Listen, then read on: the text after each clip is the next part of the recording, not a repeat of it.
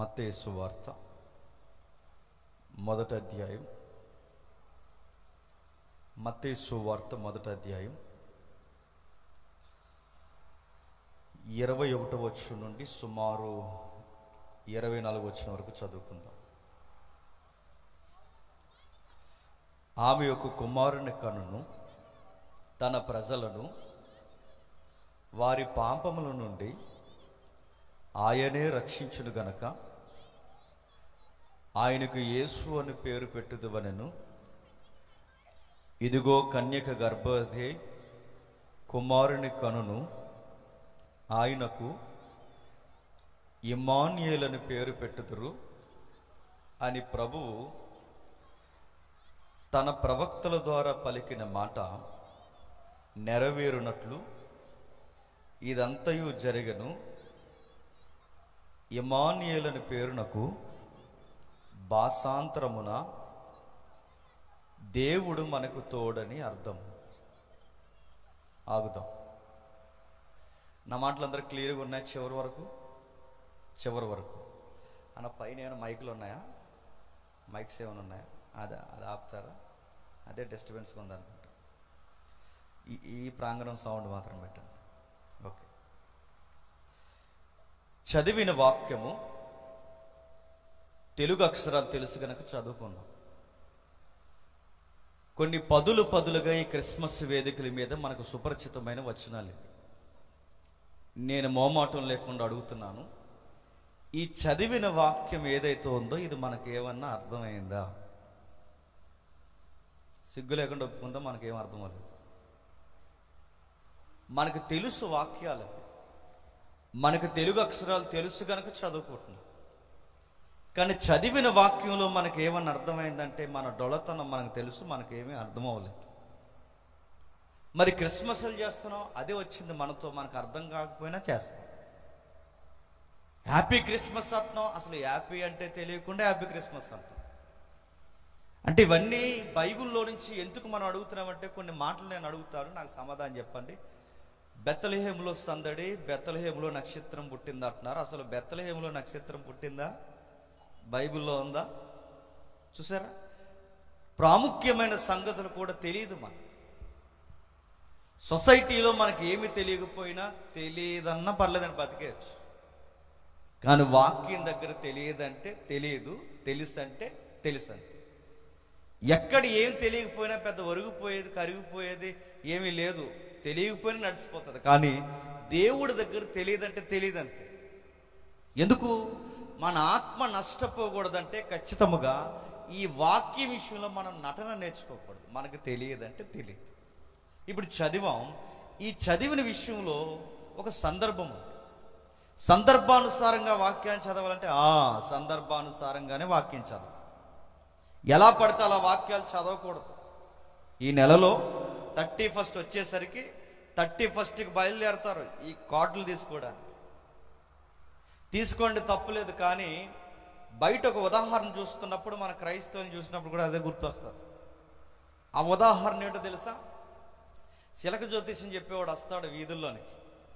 ఆ చిలక జ్యోతిష్యం చెప్పడానికి వచ్చిన ఒక 5-6 కార్డులు పట్టుకుని ఆ చిలకను బయటికి తీసిన తర్వాత అది సీరియస్గా చిలక బయటకు వస్తే కార్డు తీస్తే ఆడు నా కార్డు వైపు నా ముఖం వైపు చూసి నా ఫ్యూచర్ చెప్పేస్తాడు. ఆడు చెప్పడానికి ఆడికి సిగ్గు లేదు, వినడానికి.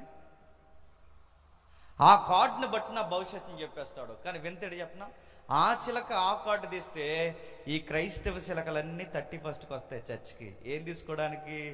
కార్డులు తీసుకోవడానికి. ఈ కార్డు తీసుకుని ఈ బైబిల్ చదవరుగా ఏడాది పొడుక్కి వీళ్ళకి ఏంటో తెలుసా? ఆ కార్డే ముచ్చట. ట్రిబుల్ తగ్గించాడన్న, ఆ కార్డే ముచ్చట.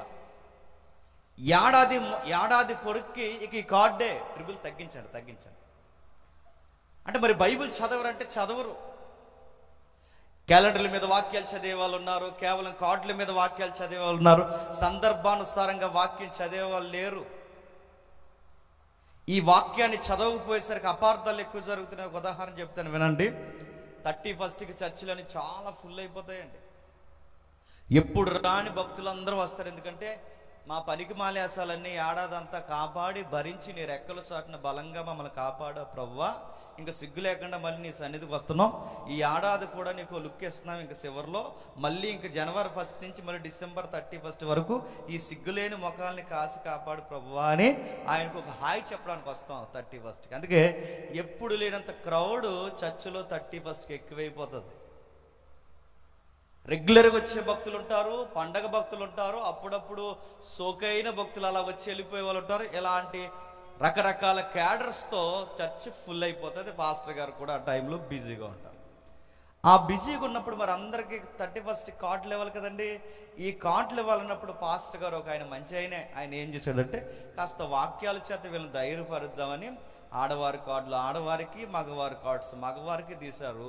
ఈలో పాస్టర్ గారికి మరి సాయంత్రం ఆఫ్టర్ అంటే ఈ ఇయర్కి 12 తర్వాత అంటే ఈ 31కి 12 తర్వాత 11 ముందో బడాకానా పెడతారు. మనకు తెలుసు కదా, కక్క ముక్క డొక్క గట్టిగా ఉంటుంది ఆ టైంలో. ఆ టైంలో ఆ భోజనం లేకపోతే మనకి న్యూ ఇయర్ ఫీలింగ్ రాదు. మనకి రెగ్యులర్గా మామూలు కోళ్ళు తింటే ఏముందని ఆ రోజు స్పెషల్ కోళ్ళు కూడా తింటారు, దాని పేరు టర్కీ కోడి. ఇవన్నీ తింటాం, మొత్తం మీద జరుగుద్ది. ఈ పాస్టర్ గారు మరి సాయంత్రం వంట వార్పు ఇవన్నీ రెడీ చేయాలి అంటే ఈ వంట వార్పులకి ఇవన్నీ రెడీ చేసే సమయానికి మరి బిజీగా ఉంటారుగా. ఈ బిజీగా ఉన్నప్పుడు ఏం చేశారంటే ఈ సంఘంలో ఉన్న కుర్రోడి గారే జాగ్రత్తరా, నేను సాయంత్రం వచ్చి మళ్ళీ కార్డ్స్ అడుగుతాను, ఇవి జాగ్రత్తగా వచ్చారంటే ఈ కుర్రగాడికి కంగారు ఎక్కువ. అడావుడి కుర్రగాళ్ళు ఉంటారు చర్చిలో తెలుసు కదా, అలా అడ్డోడు ఈడేం చేశాడంటే చెప్పా చేయకుండా ఈ కంగారులో ఆ కార్డులు కలిపేశాడు. ఈ ముక్క పాస్టర్ గారికి చెప్తే ఛీ అంటాడని చెప్పలేదు, దాచేశాడు. ఇది పాస్టర్ గారికి తెలియదు. పాస్టర్ గారు వచ్చి తెలియకుండా ఆడవారి కార్డులు ఆడవారికి ఇస్తున్నారు, మగవారి కార్డులు మగవారికి ఇస్తున్నారు. ఎవరెవరికి ఏ కార్డ్స్ ఇవ్వాలో కొంచెం ఆయన ఒక పక్కకి తీసి పెట్టాడు, అవన్నీ కలిపేశాడు. ఈ లోపల ఓ కుర్రోడికి ఒక కార్డు వచ్చింది. ఆ కార్డు మీద అలా రాయబడి ఉంది, వచ్చే ఏడాదికి నువ్వు గర్భవతి అవుతావని వచ్చింది. అవుతాడాడు, చస్తాడాడు, అవుతాడా? నేను అడుగుతున్నాను, ఆ కార్డులో ఆ పేరు ఉందిగా, బ్రదర్ ట్రిబుల్ తగ్గించాను. ఆ కార్డులో ఆ పేరు ఉందిగా, పెంచుతున్నారు అనుకుంటా, ట్రిబుల్ తగ్గించేయండి. ఆ కార్డులో ఇలా ఉంది, వచ్చే ఏడాదికి నువ్వు గర్భవతి అవుతావని. వచ్చే ఏడాదికి గర్భవతి అవుతాను. కానీ ఈ మాట ఎక్కడది? ఎక్కడో శారం దగ్గర చెప్పాడు దేవుడు. నెక్స్ట్ ఇయర్కి అబ్రహాం నీవు 12 మగబిడ్డను కంటావని. అంటే ఈ వాక్యం ఈ పాస్టర్ గారు ఎందుకు తీశారంటే, ఈ వాక్యం ఈ పాస్టర్ గారు తీయడానికి కారణం ఎవరో కొత్తగా పెళ్ళైన వాళ్ళకి ఈ వాక్యం ఇద్దామని అనుకున్నాడు ఆయన. కానీ తీరా ఏం చేశాడు, ఈ వాక్యం సందర్భం వదిలేశాడు. ఆ కార్డు ఇడికి వచ్చింది. ఇప్పుడు సందర్భం ఏంటి? అందుకే ఆ కార్డు తీసుకోండి బ్రదర్, ట్రిబుల్ తగ్గించాలి, పెంచుతున్నారు. మీరేనా మ్యూజిక్ సెక్షన్? మీరేనా ట్రిబుల్ తగ్గించాలి, బేస్ పెట్టండి పోండి, ట్రిబుల్ తగ్గించాలి. ఆ కార్డుని మనం తీసుకున్నప్పుడు, ఈ కార్డు మనం తీసుకున్నప్పుడు మీకు ట్రిబుల్ అనిపిస్తుందండి ఎవరికైనా కదా? ట్రిబుల్ అనిపిస్తుంది కదా? కొంచెం లేకపోతే వాయిస్ తగ్గించండి, ఇవి తగ్గించండి అని నా చెవుల్లో పొడుస్తున్నట్టు. ఒక్కో స్పీకర్కి ఒక రోగం ఉంటుంది. నా రోగం ఏంటంటే నాకు అటెన్షన్ లేకపోయినా సౌండ్ లేకపోయినా డిస్టర్బెన్స్గా ఉంటుంది. కొంచెం ఏమనుకోకండి బ్రదర్. Okay right. అయితే ఈ కార్డు తీసుకున్న తర్వాత ఇంటికి వెళ్ళాలి, తీసుకొద్దాంట్లో తీసుకోండి. తీసుకున్న తర్వాత ఇంటికి వెళ్ళిన తర్వాత దానికి ఒక అధ్యాయం ఉంటుంది, దానికి ఒక నేపథ్యం ఉంటుంది, దానికి ఒక రచయిత ఉంటాడు, దానికి ఒక వ్యక్తి ఉంటాడు, దాని వెనకాల దేవుడు ఎవరితో మాట, ఇది ఒక సందర్భం ఉంటుంది. అలా వాక్యానుసారంగా చదివితే నువ్వు గొడ్రాలివైతే గొడ్రాలైన వారిని దేవుడు ఎలా వాదారుస్తాడో శారమ్మ అని ఒక చరిత్ర నువ్వు చదివితే అప్పుడు దేవుడు నీతో మాట్లాడతాడు. ఇది బైబిల్ చదివే విధానం. ఇలా చదవమను. ఏదో లాటరీ తీసినట్టు ఒక వాక్యం బయటకు తీస్తే మరి 66 పుస్తకాలు ఎందుకు ఇచ్చినట్లు? మరి ఎందుకు ఇచ్చినట్లు అని అడుగుతున్నాను. ఈ పుస్తకం దేనికి? చెప్పే నా చేతుల్లో బైబిల్ పెట్టాడు, వినే మీ చేతుల్లో బైబిల్ పెట్టాడంటే ఎందుకు పెట్టాడు? చదువుకుంటామని పెట్టాడు.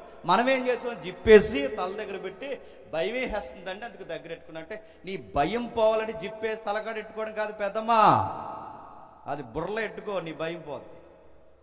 నీకు భయం పోవాలంటే గుర్తుపెట్టుకో, గుండెల్లో పెట్టుకో, బైబిల్ చదువు, బై హార్ట్ చేయి.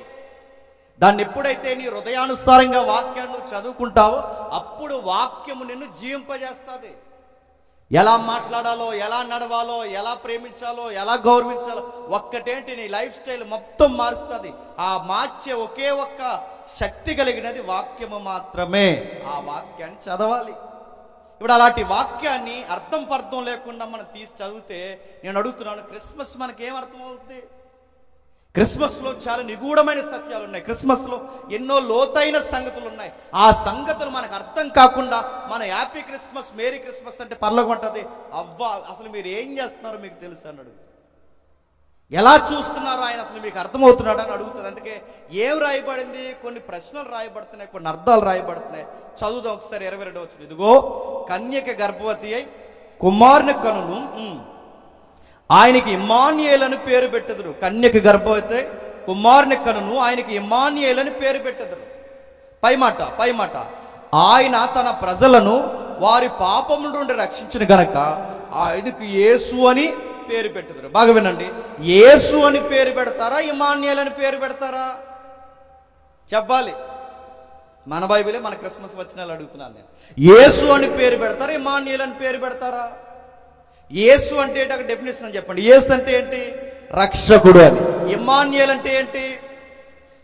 దేవుడు మనకు తోడు. ఇప్పుడు అడుగుతాను, ఇమ్మానుయేల్ అనే అర్థం వేరు, యేసు అనే అర్థం వేరు. ఇమ్మానుయేల్ అనే అర్థం వేరు, యేసు అనే అర్థం వేరు. ఇమ్మానుయేల్ అనే పేరుకి, యేసు అనే పేరుకి ఇంతకీ దేవదూత వచ్చి యేసు అని పేరు పెట్టమన్నాడు. యెషయా ప్రవక్త ఏమన్నాడంటే ఆయన ఇమ్మానుయేల్ అంటారన్నారు. ఇదేంటి, ఇమ్మానుయేలా యేసా? ఏదో చరిత్ర రాయబడింది, ఆ చరిత్ర మనకు తెలియాలి. ఆ చరిత్ర మనకు తెలిసినప్పుడే మన యేసు ప్రభువుని లేదా ఈ క్రిస్మస్ దేవుణ్ణి ఎలా ఆరాధించాలో మనకు అర్థమవుతుంది. ఇంకా యేసు అనే పేరుకి అర్థం ఓకే, ఆ యేసు అనే పేరు ఎక్కడి నుండి వచ్చింది? యెహోషువ అనే పేరు ఉంటుంది తెలుసుగా బైబిల్లో. యెహోషు అనే పేరు నుండి యేసువా అనే పేరు వచ్చింది. యేసువాలో వాతిస్తే యేసు అయింది. అంటే ఈ యెహోషు అనే పేరు నుంచి వచ్చిన పేరే యేసు అని అర్థం. బాగానే ఉంది. యెహోషువ పేరు నుండి యేసు అని వస్తే మరి ఇమ్మానుయేల్ అంటే డెఫినేషన్ అడగట్లేదు. మరి ఇమ్మానుయేల్ అనే పేరుకి అర్థం అంటే ఇమ్మానుయేల్ అనేది దేన్ని లింక్ చేసి వచ్చింది? ఏదో చరిత్ర ఉంది. ఆ చరిత్ర తెలిస్తేనే మనకి విషయాలు అర్థమవుతాయి. ఏమర్థమవుతాయి ఒకసారి చూద్దాం. కాస్త నేపథ్యం చెప్తాను, జాగ్రత్తగా వినండి. మీ అందరికీ బైబుల్ తెలుసని నేను అనుకుంటున్నాను. మీకు తెలిసినా తెలియకపోయినా తెలిసినట్టే నా వైపు చూడండి. మీరు క్వశ్చన్ మార్క్ పెట్టారంటే మళ్ళీ తెల్లారుతుంది మనకి. అందుకే మీకు తెలిసినట్టే నా వైపు చూడండి, చరిత్ర చెప్తాను. మొట్టమొదటి మానవుడిని దేవుడు పుట్టించాడు. మొట్టమొదటి మానవుని దేవుడు పుట్టించినప్పుడు దేవుడు ఏమన్నాడంటే నాకు నీవు ప్రతినిధివి అన్నాడు. రిప్రజెంట్ అంట. నాకు నీవు ప్రతినిధివి అంటే ఈ సృష్టికి, ఆకాశానికి, భూమికి, ఎగిరే పక్షులకి, నడిచే జంతువులకి, భూచరాలకి, ప్రతి జీవికి ఏలికగా నువ్వు ఉండాలి.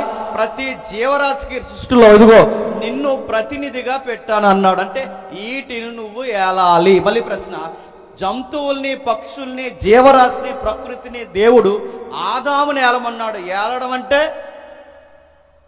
ఏలడం అంటే ఒక కర్ర తీసుకుని 4 జంతువులను అలా మేపి 4 పక్షులను అలా మేపమని కాదు. ఏలడం అంటే మూలం ఏంటి చెప్పనా? ఎక్కడా జీవము అంతరించిపోకుండా లైఫ్ని ఎప్పటికీ యూనివర్స్ లో కొనసాగించే డ్యూటీ ఆదాము. మరలా జీవమనుగడ తగ్గిపోకూడదు అంటే జీవమనుగ ఎప్పుడు తగ్గిపోద్ది? ఇర్మియాలో ఉంటుంది, ఇంటికి వెళ్తారు చదవండి. మనుష్యుడు పాపం చేస్తే పక్షులు సమసిపోతాయి. మనుషులు పాపం చేస్తే ప్రకృతి తన వైఖరి మార్చుకుంటుంది. మనుషుడు పాపం చేస్తే మీ పక్కనున్న సముద్రం పొంగొద్ది. మనుషుడు పాపం చేస్తే కిందున్న నేల అదురుద్ది. అంటే మనం చేసే పనులకి, నేచర్కి, మనం చేసే పనులకి ప్రకృతికి లింక్ ఉందన్నమాట. అంటే మన సిస్టమ్ సరిగ్గా ఉంటే ఈ సిస్టమ్ సరిగ్గా ఉంటుంది అన్నమాట. ఇది పరిపాలించడం అంటే ఆదాముకి ఇచ్చింది. ఈ పరిపాలన తేడా రావడానికి, ఎందుకంటే నువ్వు తేడా అయ్యావో ఇది తేడా అవుద్ది. ఆకాశ పక్షుల్ని, భూజంతువుల్ని అన్నిటినీ ఏలాలి. పైన అధికారిని నేనైతే నా కింద అధికారివి నువ్వు ఆదామని చెప్పు. నేను పై అధికారిని అయితే నువ్వు కింద అధికారివి, నువ్వు ఉండాలి ఆదామని చెబితే ఈ ఆదాము ఉన్నాడా? వద్దన్న పని చేసుకొచ్చుండు. దేవుడు సీరియస్ గా పాయింట్ అవుట్ చేశాడు. నా మాట కన్నా నీ భార్య మాట విన్నావు, నా మాట కన్నా ఆవిడ మాట విన్నావు. తినవద్దని నేనే ఆజ్ఞాపించిన వృక్ష ఫలము నీ భార్య మాట విని తిన్నావు. అంటే దేవుడు ఏం చేశాడు? సీరియస్ నిర్ణయం తీసుకున్నాడు. గెట్ అవుట్, వెళ్ళిపోమన్నాడు. బయటికి వెళ్ళిపోమన్నాడు, పంపించేశాడు. చర్మపు చొక్కాయలు చేయించి బయటికి పంపించేశాడు. ఒక మాటలో చెప్పాలంటే వదిలేశాడు. అయితే పాయింట్, వదిలేశాడు కానీ పూర్తిగా వదిలేదు. దూరం పెట్టాడు కానీ వాళ్ళకి దూరం మాత్రం మనసును చేయలేదు. అంటే వారికి దూరం పెట్టాడు. ఎందుకు దూరం పెడతాడు? ఎందుకంటే కొన్ని విలువలు, బాధ్యతలు, ఆ వ్యక్తి యొక్క విలువ ఏంటో తెలియాలంటే కొన్నిసార్లు డిస్టెన్స్ మెయింటైన్ చేయాలి. కొన్నిసార్లు మన విలువ తెలియలేదనుకోండి, కొంచెం దూరంగా ఉండాలి. కొన్నిసార్లు మన విలువ అర్థం అవ్వట్లేదు అనుకోండి, దూరం పెట్టాలి. మనం ఏంటో అర్థం కావాలంటే కొన్నిసార్లు మౌనమే సమాధానం. దేవుడికి ఆ విషయం ఆయనకి తెలుసు. అందుకే దేవుడు ఆదామవ్వలకి దేవుడు విలువ ఏంటో అర్థమయ్యాలా దూరం పెట్టాడు. అప్పుడు అర్థమైంది. తిండి ఏడ్చారు, బట్ట ఏడ్చారు, స్లోగన్స్ వచ్చే సొసైటీలోకి. ఆ స్లోగన్స్ ఏంటో తెలుసా? రెక్కాడితే గాని చెప్పండి డొక్కాడదని అడుగుతాను. రెక్కెందుకు ఆడాలి, డొక్కెందుకు ఎండాలి అడుగుతున్నాను. అంతకు ముందు వీళ్ళ తప్పు చేయకముందు రెక్కాడే గొడవ ఉందా, డొక్కెండే గొడవ ఉందా? దేవుడికి దూరంగా జరిగితే డొక్క ఎండుతుంది చెప్పండి, రెక్క ఆడుతుంది. అంటే కష్టపడితే గాని గుప్పడి మెతుకులు దొరకని పరిస్థితి. అంతకుముందు కష్టపడే పరిస్థితి లేదు. ఉదయం టిఫిన్ అంటే తోటలోకి వెళ్ళడం, మధ్యాహ్నం లంచ్ అంటే తోటలోకి వెళ్ళడం, కోసుకోవడం, తెచ్చుకోవడం, తినడం. నైట్ డిన్నర్ కూడా ఇదే. హెల్దీ ఫుడ్ తింటున్నారు ఆ రోజు. జీవవృక్ష ఫలాలు, మనం తినే ఫ్రూట్స్ కాదు, అంతకన్నా జీవవృక్ష ఫలాలు తింటున్నారు. నేను అడుగుతున్నాను, ఎప్పుడైనా మన డాక్టర్ దగ్గరికి వెళ్తే మనకు డాక్టర్ ఇచ్చే సజెషన్ ఏంటి చెప్పనా? ఆ చెత్తాచెదారం తినడం మానేసి ఆ ఫ్రూట్స్ తినండి అనగానే మన డింగుని జ్ఞానోదయం అవుతుంది మనకి. అంటే ఫ్రూట్స్ తింటే బాగుంటారన్నట్టే. బాగుంటారంటే హెల్దీ ఫుడ్ ఈ సృష్టిలో ఏంటో తెలుసా? ఫ్రూట్స్. అంటే ఈ వృక్ష ఫలాలు తినాలి. ఈ ఫ్రూట్స్ తింటే ఎంత హెల్దీ అయితే అసలు ఉండేవి జీవవృక్ష ఫలాలు, అది తిని బతికేవారు. వారికి ఉదయాన్నే చక్కటి భోజనం, అంటే వండుకోవడం, ఉదయం లేవడం, ఈ వార్పు కడుక్కోవడం, ఈ గొడవలు ఏమి లేవండి. రెక్కాడితే కానీ డొక్కాడదు, ఉద్యోగానికి వెళ్ళాలి, ఇప్పుడు పొయ్యి దగ్గర కూర్చోవాలి, ఈ గొడవలు ఏమీ లేవు. చక్కగా జీవితం నడుస్తుంది. కాని పని చేసి జీవితాన్ని పాడు చేసుకున్నారు. బాగా వినాలి. ఈ ప్రతినిధి అనే వాదాన్ని పోగొట్టేశారు. మళ్ళీ మళ్ళీ చెప్తున్నాను, అసలు ఇమ్మాన్యుయేల్ అంటే ఏంటో మొదలెట్టాం దర్యాప్తు, మర్చిపోవద్దు. ఇది మనకు అర్థం కావాలంటే బైబుల్ మూలాలకు వెళ్ళి వస్తున్నాం. అర్థమవుతుందో లేదో మీకు? అర్థమైపోయినా అర్థమైనట్టండి మొక్కలు బండి ముందుకెళ్తుంది. లేదండి తెల్లారి వరకు ఇలాగే చెబుతూ ఉంటాను. మళ్ళీ చెప్తున్నాను, అది నువ్వు చెప్తే వంట వీళ్ళు లేచి వెళ్ళిపోతుంటే కెమెరా మీ వైపు చెప్పి ఎర్రసీర కట్టుకుని ఆవిడ వెళ్ళిపోతుందని చెప్తాను, గుర్తుపెట్టుకోండి. అందుకే జాగ్రత్తగా వినండి, త్వరగానే ముగిస్తాను, జాగ్రత్తగా వినండి. ఈ ఆదామవ్వలు ఎవరైతే తప్పు చేశారో పోయారు. వెళ్ళిపోయిన తర్వాత దేవుడు వదిలేలేదు. మరి ఏం చేశాడు? మళ్ళీ దేవుడు ఏం చేశాడంటే ఒక పెద్ద ప్రణాళికే ఆయనకుంది. ఆ ప్రణాళికలో మనుషులు బయటకు వచ్చిన తర్వాత చరిత్ర సేతు సంతానం అని ఒక సంతానం అభివృద్ధి పొందింది. నెక్స్ట్ కయ్యేను సంతానం అని ఒక సంతానం అభివృద్ధి పొందింది. అంటే వాడి ఏసాలు తెగ వాడిది, ఈ తెగ వీళ్ళది. సేతు సంతానంలో ప్రార్థనా పరులు ఉంటారు, సేతు సంతానంలో భక్తులు ఉంటారు, సేతు సంతానంలో దేవుణ్ణి పట్టుకుని ఏలాడాలన్న ఒక భక్తి పరులు ఉంటారు. అందుకే సేతు సంతానంలో ప్రార్థన చేసే వాళ్ళు పుట్టారు, సేతు సంతానంలో దేవుణ్ణి పట్టుకున్న వాళ్ళు పుట్టారు. అందుకే సేతు, ఎనోసు, మెతుసల, లెమోకు, ఆ లాస్ట్ వ్యక్తే నోవహు. ఇదంతా సేతు సంతానం. మరి కయ్యేనుగడి సంతానం ఎవరు ఉన్నారు? అంతా దొంగల ముఠ ఉన్నారు కయ్యేనుగడి సంతానం. ఆ లెమేక్ అనేవాడు ఇద్దరిని చేసుకున్నాడు, ఇద్దరిని. ఆ లెమేక్ అనేవాడు ఏం చేశాడు చెప్పినా, ఆడెవడో ఇన్సల్ట్ చేశాడని, అవమానపరిచాడని ఆ లెమేక్ అన్నవాడు ఆ పొడుచు వాడిని కొట్టి చంపి ఆ చేసిన దుర్మార్గమైన హత్యకు బయటికి నిలబడి ఆ భార్యల దగ్గరికి పోయి అంటున్నాడు, ఈ రోజు నేను ఏం చేశాను తెలుసా, ఆ నేసేసానని చెప్పాడు. అంటే ఈ కయ్యానిగాడి సంతానంలోనేమో పనికి మాని పనులు గొప్పగా చెప్పుకుంటున్నారు. సేతు సంతానంలోనేమో ప్రార్థన, భయభక్తులు, కనిపెట్టడం, నోవహు, లెమేకు, మెతుసల ఇలాంటివారు. అంటే ఈ తెగ ఒకవైపు కనబడుతుంది, ఈ తెగ ఒకవైపు కనబడుతుంది. అయితే రాను ఏమైందంటే ఈ తెగలో ఉన్నవారు ఈ తెగలో ఉన్నవారు కలిసి పెళ్ళిళ్ళు చేసుకున్నారు. నా మాటలు అర్థమవుతున్నా లేదో? వీళ్ళ కలిసి పెళ్లి చేసుకుంటే ఏమైంది? ప్రపంచ ప్రళయం వచ్చింది, జలప్రళయం వచ్చింది. అదేంటి పెళ్లి చేసుకుంటే జలప్రళయం వస్తుందంటే? పెళ్లి చేసుకుంటే జలప్రళయం రాదు, కానీ దేవుని పిల్లలు పూర్తిగా లోకంతో కలిసిపోతే ప్రళయాలు వస్తాయి. నోవహు జలప్రళయం వచ్చింది. నోవహుకు చెప్పాడు వార్నింగ్, నోవహు సద్దే వీళ్ళందరినీ నేను తీసేయాలనుకుంటున్నాను, నేల మొలకలతో సహా. వీళ్ళకి చెప్పాల్సిన విషయాలను నువ్వు చెప్పు. ఇప్పుడు ఆదాము ఉండాలనుకున్నాను, ఆదాము ఉండలేకపోయాడు. నీ జనాంగం ఉండాలనుకున్నా ఒక్కడు ఉండలేకపోయాడు. ఇక నువ్వొక్కడ ఉన్నావు, నువ్వొక్కడ బయటకు జరుగు. ఇప్పుడు నీవు నాకు ఆదాము చెయ్యలేని పని నువ్వు చెయ్యాలి. ఇప్పుడు నీవు నాకు ప్రతినిధివి. భారతం అర్థమవుతుందో లేదో చరిత్ర. మొట్టమొదటి ప్రతినిధి ఎవరు? ఆదాము. ఇప్పుడు రెండో ప్రతినిధి ఎవరు? నోవహు. నోవహు ఉన్నాళ్లే అనుకుంటే ఈయన ఏం చేస్తాడు? తాగి పడ్డాడు. చరిత్ర అర్థమవుతుందా? మళ్ళీ చెప్తున్నాను, అర్థం అవ్వకపోయినా అర్థమైనట్టు అనమాట. నావహు పడిపోడా, నావ పడిపోతా చిన్నోడు చూడడం, మళ్ళీ పనిష్మెంట్లు, శాపాలు ఇవన్నీ జరిగిన తర్వాత నావో కుటుంబం అభివృద్ధి పొందుతుందిలే అనుకున్నప్పుడు, ఆ అభివృద్ధి పొందుతున్నప్పుడు వాళ్ళ కాలం అవ్వడం, ఈ నావో జాతుల్లో 3 జాతులు అభివృద్ధి పొందడం, రాను రాను ఏమయ్యారంటే మళ్ళీ వీళ్ళందరూ కలిసి ఒక పెద్ద కట్టడం కట్టారు. ఆ పెద్ద కట్టడం పేరే బాబేలు గోపురం. ఈ బాబేలు గోపురాన్ని కడుతున్నప్పుడు కొంత యాక్టివ్గా హంటర్స్ ఉన్నారు అక్కడ, అంటే పరాక్రమశాలులు ఉన్నారు, బలశాలులు ఉన్నారు. అందులో పేరు మోసిన పేరు నిమ్రోద్. వీడో పెద్ద మోతుబరి. ఆ రోజుల్లో వీడు చెప్పినట్టు వినకపోయినా, వీడు చెప్పినట్టు చేయకపోయినా ప్రజల్ని వీడి బలంతో, వీడి నోరుతో కంట్రోల్ చేసేవాడట. ఈ నిమ్రోద్ గాడు ఏం చేశాడంటే దేవుడి సంకల్పానికి వ్యతిరేకంగా మనం ఎక్కడికి చెదిరిపోవద్దు, మనం ఎక్కడే ఉందో ఒక పెద్ద బుర్జి ఖలీఫా అలాగా ఒక పెద్ద మనం కట్టుకుందాం, ఇందులోనే మనం అపార్ట్మెంట్ మాదిరి ఉందాం అనుకున్నట్టు మనం పక్కన ఇల్లులు కట్టుకుని మధ్యలో ఒక ప్రాకారం కట్టి అక్కడ ఒక గుమ్మం పెడదామన్నా. చరిత్ర వేరు, నేను డీప్ వెళ్ళట్లేదు, కానీ అవుట్లైన్స్ చెప్తాను, ఎలాగ వినేవాళ్ళు ఉన్నారు కాబట్టి ఒక మాట చెప్తాను. మధ్యలో ఆ ప్రాకారం కట్టారుగా, ఆ ప్రాకారం కట్టిన వీళ్ళందరూ ఉండడానికి కాదండి, దేవుడు ఉండడానికి. అంటే వీళ్ళు ఎవరికి కట్టారు ఇల్లు? దేవుడికి. మరి ఏలిళ్ళన్నీ ఎక్కడ కట్టారు? మీరు ఇంటికి వెళ్తారు, చదవండి, ఆ 11వ అధ్యాయం మీకు చదివితే అర్థమవుద్ది. మధ్యలో ఒక గోపురం, ఆకాశం అంటే గోపురం కట్టి గోపురం చుట్టూ పట్టణం కట్టారంటే పట్టణం ఎవరుంటారు? మనుషులు ఉంటారు. గోపురంలో ఎవరుంటారు? దేవుడు ఉంటాడు. అందుకే బాబేల్ అంటే అసలు మీనింగ్ ఒకటి ఉంది. బాబేల్ అంటే తారుమారే కాదు, మరొక మీనింగ్ ఉంది. బాబేల్ అంటే ఏంటో తెలుసా?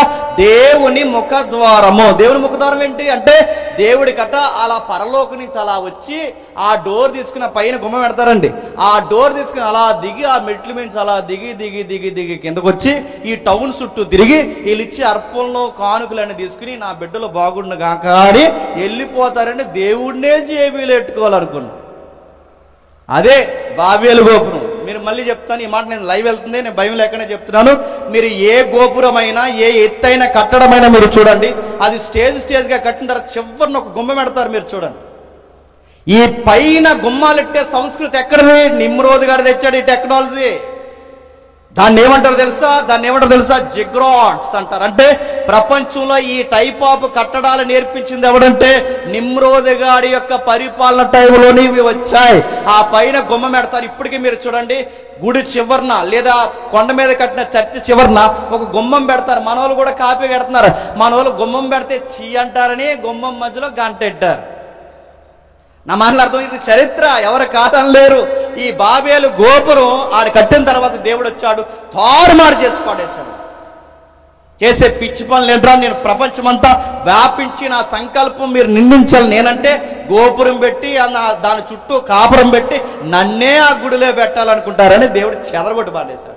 ఆ చెదరగొట్టినప్పుడు భాషలు మారిపోయాయి. అక్కడే ప్రపంచ భాష లేదా ప్రపంచానికి భాషలు అనేవి పుట్టుకొచ్చాయి. అంటే ఇంగ్లీష్ అయినా, తమిళమైనా, ఇంకా ఏదైనా ఏ లాంగ్వేజ్ అయినా, అరబ్ లాంగ్వేజ్ అయినా, గ్రీక్ లాంగ్వేజ్ అయినా, ఏదైనా ఎక్కడొచ్చిందంటే ఆ బాబేలు దగ్గర వచ్చింది. భాష అనగానే మీరు ఏదో సీరియస్ కాదు, ఏదో అనుకోకండి. మనం ఎర్రెర్రిగా మాట్లాడితే ఒక భాష అవుద్ది అన్నమాట. ఇప్పుడు నేను కొన్ని రోజులు దూరంగా పోయాను అనుకోండి, నేను కొత్తగా కొన్ని పిలుపులు, కొన్ని మాటలు నేను నేర్చుకున్నాను అనుకోండి, అవన్నీ నా చుట్టూ ఉన్నోటి నేర్పించాను అనుకోండి, అది లాంగ్వేజ్ అవుతుంది. అలాగే ప్రపంచంలో మొట్టమొదటి ఒకటే భాష ఉండేది. ఈ భాష ఇప్పుడు ఇలా మారిపోయారు. ఎందుకు? ఇలా కలిసి ఉంటే ఏం చేస్తున్నారు? దేవుడికే గోపురం కడుతున్నారు, దేవుడిని అందులో పెట్టాలనుకుంటున్నారు. చుట్టూ ప్రాకారాలు కట్టి గోపురం కట్టి దేవుడిని అందులో పెట్టి దేవుడు గిఫ్ట్లు ఇచ్చి అంటే దేవుడికే లంచం ఇవ్వాలనుకుంటున్నారు. అందుకే దేవుడు ఏం చేసి చెదరగొట్టాడు. వీళ్ళ భాషలు మారిపోయి, భాషలు అంటే ఎలా ఉంటాయి అంటే ఇప్పుడు తెలుగులో, నేను తెలుగు అనుకోండి, మందే మాతృభాష అనుకోండి, ఇప్పుడు అక్కడ ఉన్నాం అనుకోండి, అరే ఇలా రా అంటే ఆడంటాడు, కేవో ఆడ్డాడు అనమాట. ఆడికి ఏదో ఎర్ర వచ్చింది, ఆడికి ఇంకొకటి అంటాడు, ఆడతాడు, ఏదో మాట్లాడతాడు, ఏదో రాడుతాడు, ఏదో మాడతాడు, ఏం ఆడతాడు. ఇప్పుడు ఈ ఏదైతే అర్థమైంది, ఎర్రోళ్ళందరూ బ్యాచ్, ఎర్రోళ్ళందరూ ఒక బ్యాచ్, ఎర్రోళ్ళందరూ బ్యాచ్, ఇలా రారాన్నోడు అందరూ ఒక బ్యాచ్, ఒక్కొక్కడు ఒక బ్యాచ్ అయ్యి సముద్ర ఒడ్లకి, మెట్టలకి, గుట్టలకి, చెట్లకి, పరిసర ప్రాంతాలకి, పచ్చని మైదానానికి, నదులకి. నేను మళ్ళీ చెప్తాను, ఇది ప్రపంచ చరిత్ర. ఇది కుక్కిట పురాణం కాదు, మెథాలజీ కాదు, ఇది వాస్తవ చరిత్ర. ఇలా చెదిరిపోయారు, తీర ప్రాంతాలకు వచ్చేసారు, నదీ ప్రాంతాలకు వచ్చేసారు. నీటి మనుగడ ఎక్కడుందో, మనిషికి పంటలు ఎక్కడ పండుతాయో, ఎక్కడ గోదావరిలు నదులు పారుతాయో అలాంటి నదీ పరివాహక ప్రాంతాల్లోకి వచ్చేసారు. మనుషులు బతుకుతున్నారు. బతికితే బతికారు, బాణం ఉంది. దేవుడిని గాలి వదిలేశారు. దేవుడు అంటే దేవుడనే ఆశ ఉంది అందరికీ. మరి ఏం చేస్తున్నారు? దేవుడనే ఆశ ఉంటే ఏం చేస్తున్నారంటే చెట్టుకి, పొట్టకి, గుట్టకి, ప్రతి దానికి మొక్కడం ప్రారంభించారు. దేవుడు మళ్ళీ ప్రపంచానికి ప్రతినిధి కావాలనుకున్నారు. నా మాటలు అర్థమవుతున్నా లేదు? అంటే మొదటి ఆదాము, రెండు నోవహు, ఇప్పుడు మళ్ళీ ప్రతినిధి కావాలి. ఎవరు ప్రతినిధి అంటే దేవుడు అలా చూస్తే తలుక్కుమని ఒక వ్యక్తి మర్చాడు. ఆ వ్యక్తి పేరే అబ్రహాం. ఎవరు? అబ్రహాం. ఈ అబ్రహాం గారు దేవుడికి నచ్చాడు. ఏకదేవుడిని ఎదుగుతున్నాడు. దేవుడు పిలిచాడు, అబ్రహాం నీకు విషయం చెప్పాలి. నీ ఊరిని, నీ ఇంటిని, నీ ఇంటి వారిని, నీ బంధువుల్ని అన్నిటి వదిలొచ్చే నీకు కొత్త ప్రపంచం లైఫ్ అంటే ఎలా ఉంటుంది నీకు చూపిస్తాను రా అన్నాడు. ఎందుకంటే అబ్రహాం తండ్రి కుటుంబం కూడా ఎవరిని మొక్కుతున్నారు? చెట్టుకి, పుట్టకి, చంద్రుడికి, నక్షత్రాలకి, వీటన్నిటికీ మొక్కుతున్నారు. ఇక్కడ ఉంటే నువ్వు ఇలాగే చెడిపోతావు, నువ్వు వాళ్ళందరినీ వదిలొచ్చా అని చెప్పాడు. ఎక్కడికి వెళ్ళాలి ఇంకా రివ్యూలు అవ్వలేదు, ఎక్కడికి వెళ్ళాలి ఇంకా పూర్తిగా సమాధానం తెలియదు. దేవుడు చెప్పిన మాటను నమ్మాడు. తట్టా బుట్ట అన్ని సర్దేశాడు. ఆ మేడం ఉంది, ఎవరు? శారమ్మ. ఆవిడ కూడా చెప్పాడు సర్దమని, ఆవిడ సర్దేసింది. వాళ్ళు ఎంత భక్తులు అంటే దేవుడు చెప్పాడు సర్దమని వీళ్ళు సర్దేశారంతే. వాళ్ళ ఇంటి పక్కన మనం లేం కానీ వాళ్ళని అడిగితే మనకు బుర్ర పాడైపోద్ది. ఎందుకు చెప్తున్నా? సార్ ఇంత పెద్ద బ్యాగ్ సర్దుతున్నారు, ఎన్ని రోజులు సార్ ఊరు అని అడిగితే శారమ్మ అంటది తెలీదు అంటది.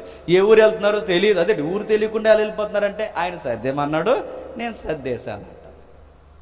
అబ్రహాం గారు ఎక్కడికి వెళ్తున్నారు సార్ అంటే తెలియదు సార్. ఇటు తెలియకుండా ఊరు వెళ్తారంటే ఇది వెళ్ళొచ్చే ఊరు కాదు సార్, ఇంకెప్పటికీ రాని ఊరు. వాళ్ళ విశ్వాసం వాళ్ళ బలంగా ఉంది. వెళ్ళారు, వాళ్ళు బయలుదేరిపోయారు. విశ్వాస నేత్రాలతో చూసి బయలుదేరారు. ఇలా బయలుదేరి వెళ్ళి అబ్రహాముకు దేవుడు ఒక వాగ్దానం ఇచ్చాడు. ఏమని ఇచ్చాడు ఒకసారి చదవండి. ఆదికాండం 12వ అధ్యాయం, త్వరగా ఆదికాండం 12వ అధ్యాయం మొదటి వచనం. ఆదికాండం 12వ అధ్యాయం మొదటి వచనం. నువ్వు లేచి నీ దేశము నుండి, నీ బంధువుల యొద్ద నుండి, నీ తండ్రి ఇంటి నుండి బయలుదేరి నేను నీకు చూపించు దేశమునకు వెళ్ళుము. నిన్ను గొప్ప జనముగా చేసి నిన్ను ఆశీర్వదించి నీ నామము గొప్ప చేయుదును.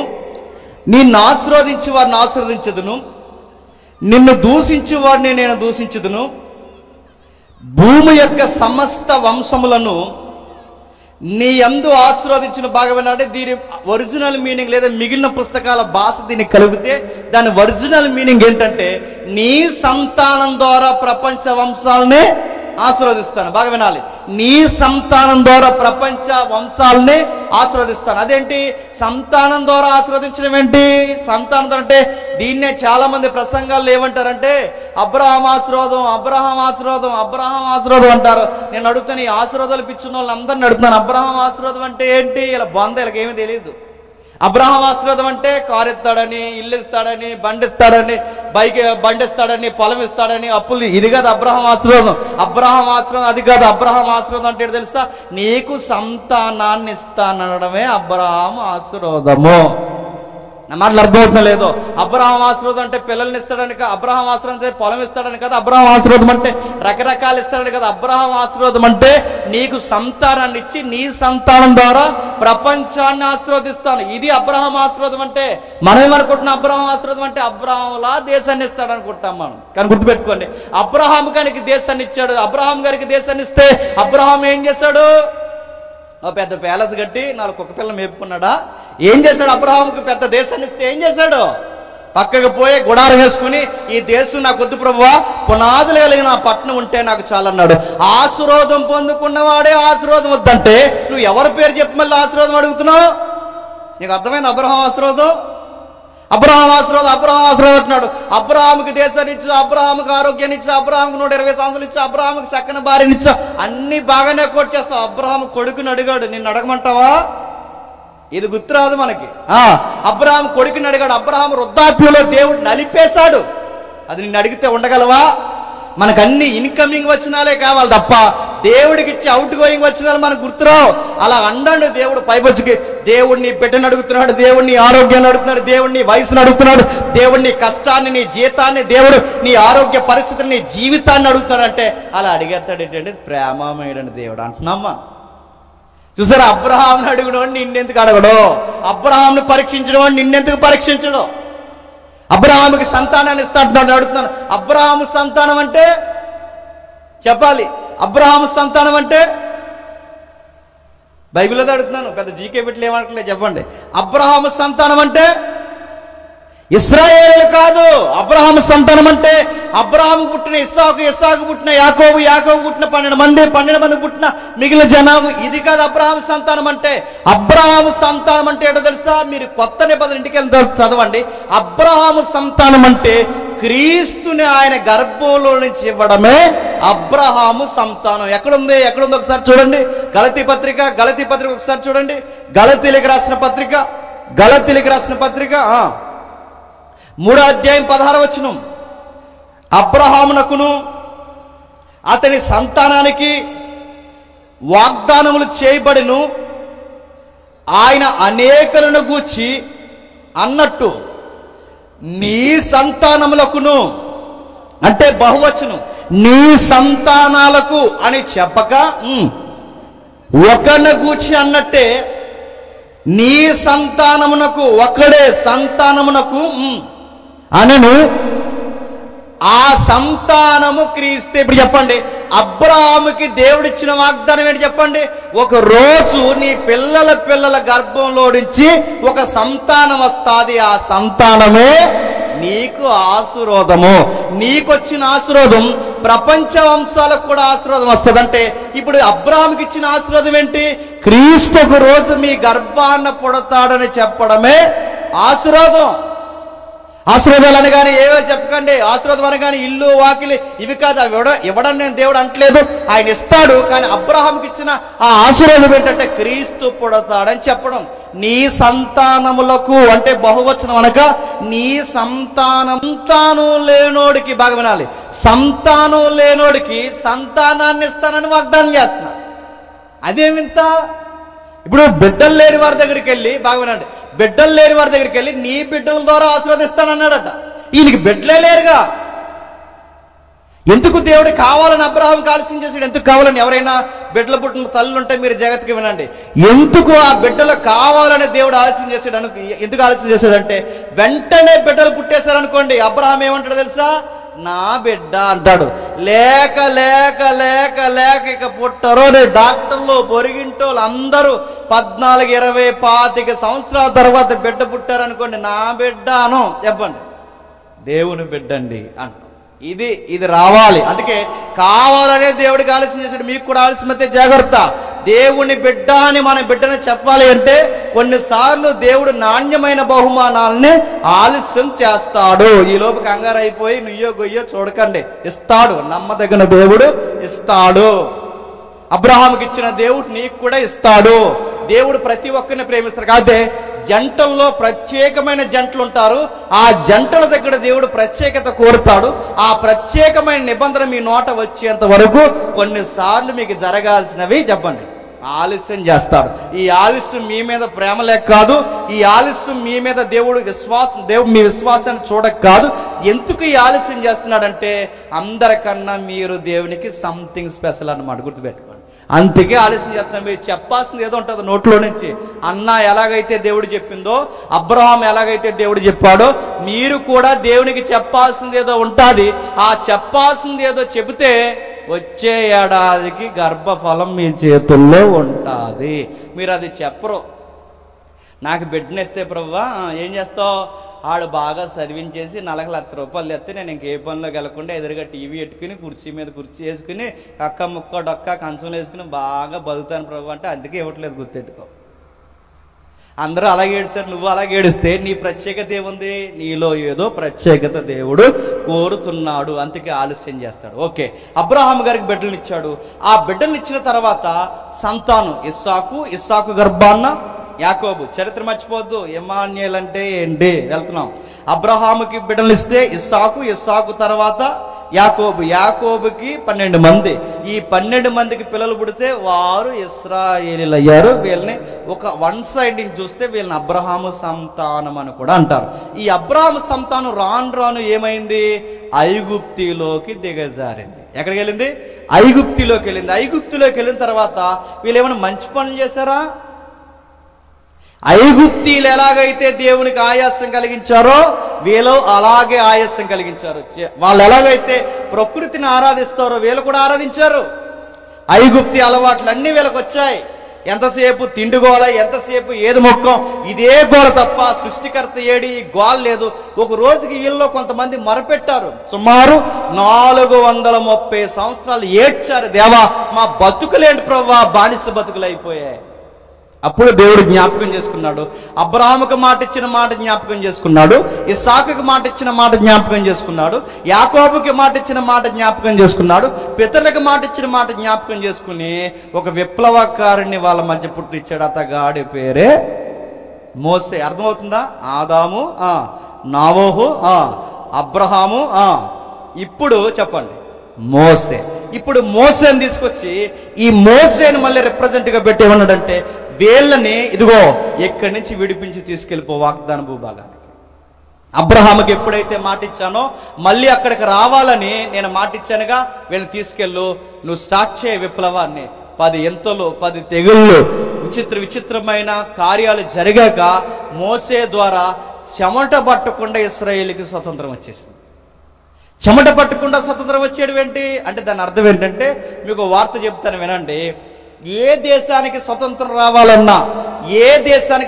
రావాలన్నా అతివాదులు మితవాదులు చనిపోతే గాని స్వతంత్రం రాలేదు.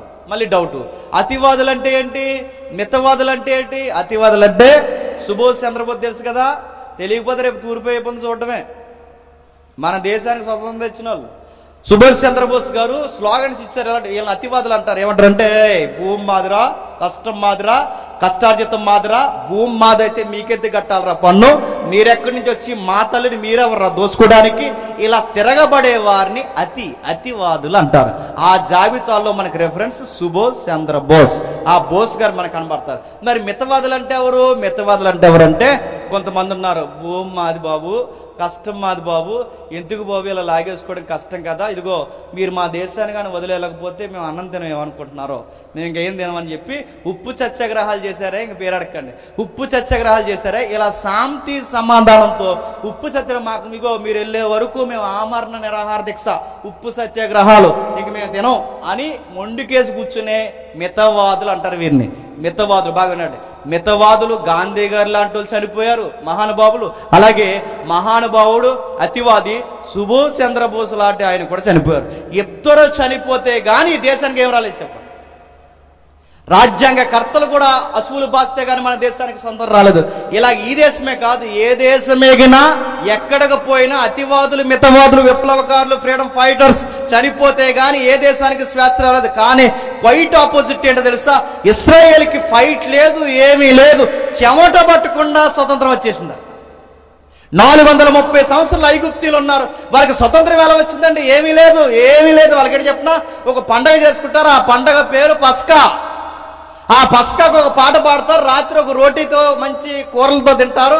ఆ తిన్న తర్వాత పాట పాడతారు. నైట్ పాట పాడుకునే పండగ చేసుకుంటే స్వతంత్రం వచ్చిన ఒకే ఒక్క తెగ చెప్పండి, ఇశ్రాయేల్. ప్రపంచ చరిత్ర ఐగుప్తు నుంచి ఒక ఫైట్ లేదు, ఒక పోరాటం లేదు, ఏమీ లేదు.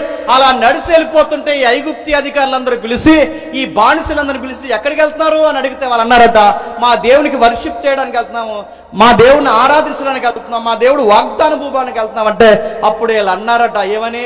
మెడబోడు ఉందేంటి, ఇదిగో ఈ నెక్లెస్ పెట్టుకో అన్నారు. ఏంటి? ఏ యజమానులు అయితే ఏడిపించారో ఇప్పుడు ఆ యజమానులే జాగ్రత్తగా వెళ్ళండి అని బంగారము, వస్తువులు, తిని బండారాలన్నీ ఇచ్చి జాగ్రత్తగా వెళ్ళండి అన్నాడట. ఇలా జాగ్రత్తగా జడ్జాగా సుమారు అధికారిక నవతరం లెక్కల ప్రకారం 20 లక్షల మంది అలా నడిచి వచ్చేసారండి రాత్రే. 20 లక్షల మంది అంటే ఒక పోరాటం లేదు, ఒక ఇబ్బంది లేదు. 20 లక్షల మంది అలా నడిచి వచ్చేసారు. ఈ 20 లక్షల మంది అలా నడిచి వచ్చేస్తే దేవుడు ఒక మాట అన్నాడు. ఏమంటే తెలుసా? గడ్డరెక్కల మీదకి పిల్లల్ని ఎక్కించుకున్నట్టు మిమ్మల్ని అలా ఎక్కించుకొని స్వతంత్రానికి మిమ్మల్ని తీసుకొచ్చాను అన్నాడు. నిజంగానే ఫ్లైట్లో తీసుకొచ్చాడు వాళ్ళని. అంటే ఇప్పుడు వీళ్ళకి ఒక పోరాటం ఏమీ లేదు. వీళ్ళని ఎంత బాగా నడిపించాడంటే వీళ్ళకి ఆకలంటే ఆకాశం నుంచి వస్తారు. వీళ్ళకి దాహం అంటే ట్యాంక్ వెనకాల తిరుగుతుంది, ఆ ట్యాంక్ బండ, ఆ బండను కొడితే నీళ్ళు వస్తాయి. వింతలండి అన్ని. ఎడారిలో నీళ్ళు వచ్చాయి, ఎడారిలో ఆహారం వచ్చింది. ఎప్పుడు మానవ జాతి తినని మన్నా తిన్నారు. వింతలు చూశారు, విచిత్రం. మీరు చదవండి ఇంటికి వెళ్ళిన తర్వాత. వాళ్ళ చెప్పులు అరగలేదు, వారి బట్ట మాయలేదు. నిజానికి ఎడారి, మన కువైట్లో ఉన్న తల్లులు, అరబ్ ఏరియాలో ఉన్న పని చేస్తున్న వారిని అడగండి, పగటి వేళ టెంపరేచర్ ఎలా ఉంటుందో అడగండి. 2 నిమిషాలు బయట ఉండి 2 నెలలు నువ్వు ముఖానికి ఈ పేడ రాసి నువ్వు ఎంత కోటింగ్ కొట్టినా, ఇప్పుడు రాస్తున్నారు కదా మొలతన మట్టి, ఆ మట్టి, ఈ మట్టి, ఈ మట్టి, ఆ మట్టి అన్ని రాసినా, ఇంత రాసి 2 నిమిషాలు బయట ఉంటే మొత్తం ఎలగతోలు ఏడాది ఉతికినా నలుపు అన్నట్టు మళ్ళీ పాత్రంగా వచ్చేస్తుంది. అంటే అంత ఈటు ఉంటుంది అనమాట. ఒక్కసారే రంగు మారిపోద్ది. అవసరమైతే సాయంత్రానికి చలిజరం. అంత భయంకరమైన ఎండలో పగటి వేళ నడుస్తుంటే వాళ్ళకి చెమట పట్టకుండా, అతిపెద్ద ఎడారండి ప్రపంచంలో అరేబియా ఎడారి, ఆ ఎడారిలో అలా నడిపిస్తుంటే వీళ్ళకి చెమట పట్టకుండా సెంట్రల్ ఏసీ అలా వచ్చిందంటే వెనకాల మేఘ స్తంభం. ఏసీ కన్నా న్యాచురల్ ఏసీ చెప్పినా ఇప్పుడు నల్లటి మేఘాలు వేసినప్పుడు ఎదురుగా నిలబడండి, అలా తగులుతుందండి గాలి. ఆ కూలింగ్ అలా ఉందట. ఎప్పుడైతే వీళ్ళకి ఆ సెంట్రల్ ఏసీ ఉందో చెమట పట్టదు. చెమట పట్టకపోతే బట్టమాయదు. ఏదో అడ్వర్టైజ్మెంట్ వచ్చింది, జూమ్ అని వెళ్ళిపోతుంది.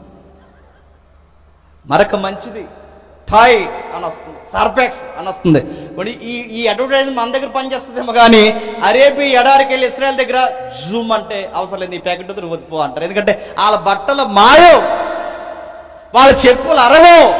ఇంకా వింతైన స్టేట్మెంట్ ఉంది బైబిల్లో, వారికి సమస్యల లేదు, బీపీ అప్ అండ్ డౌన్ జరగలేదంటే వాళ్ళ సత్తువ తగ్గలేదు.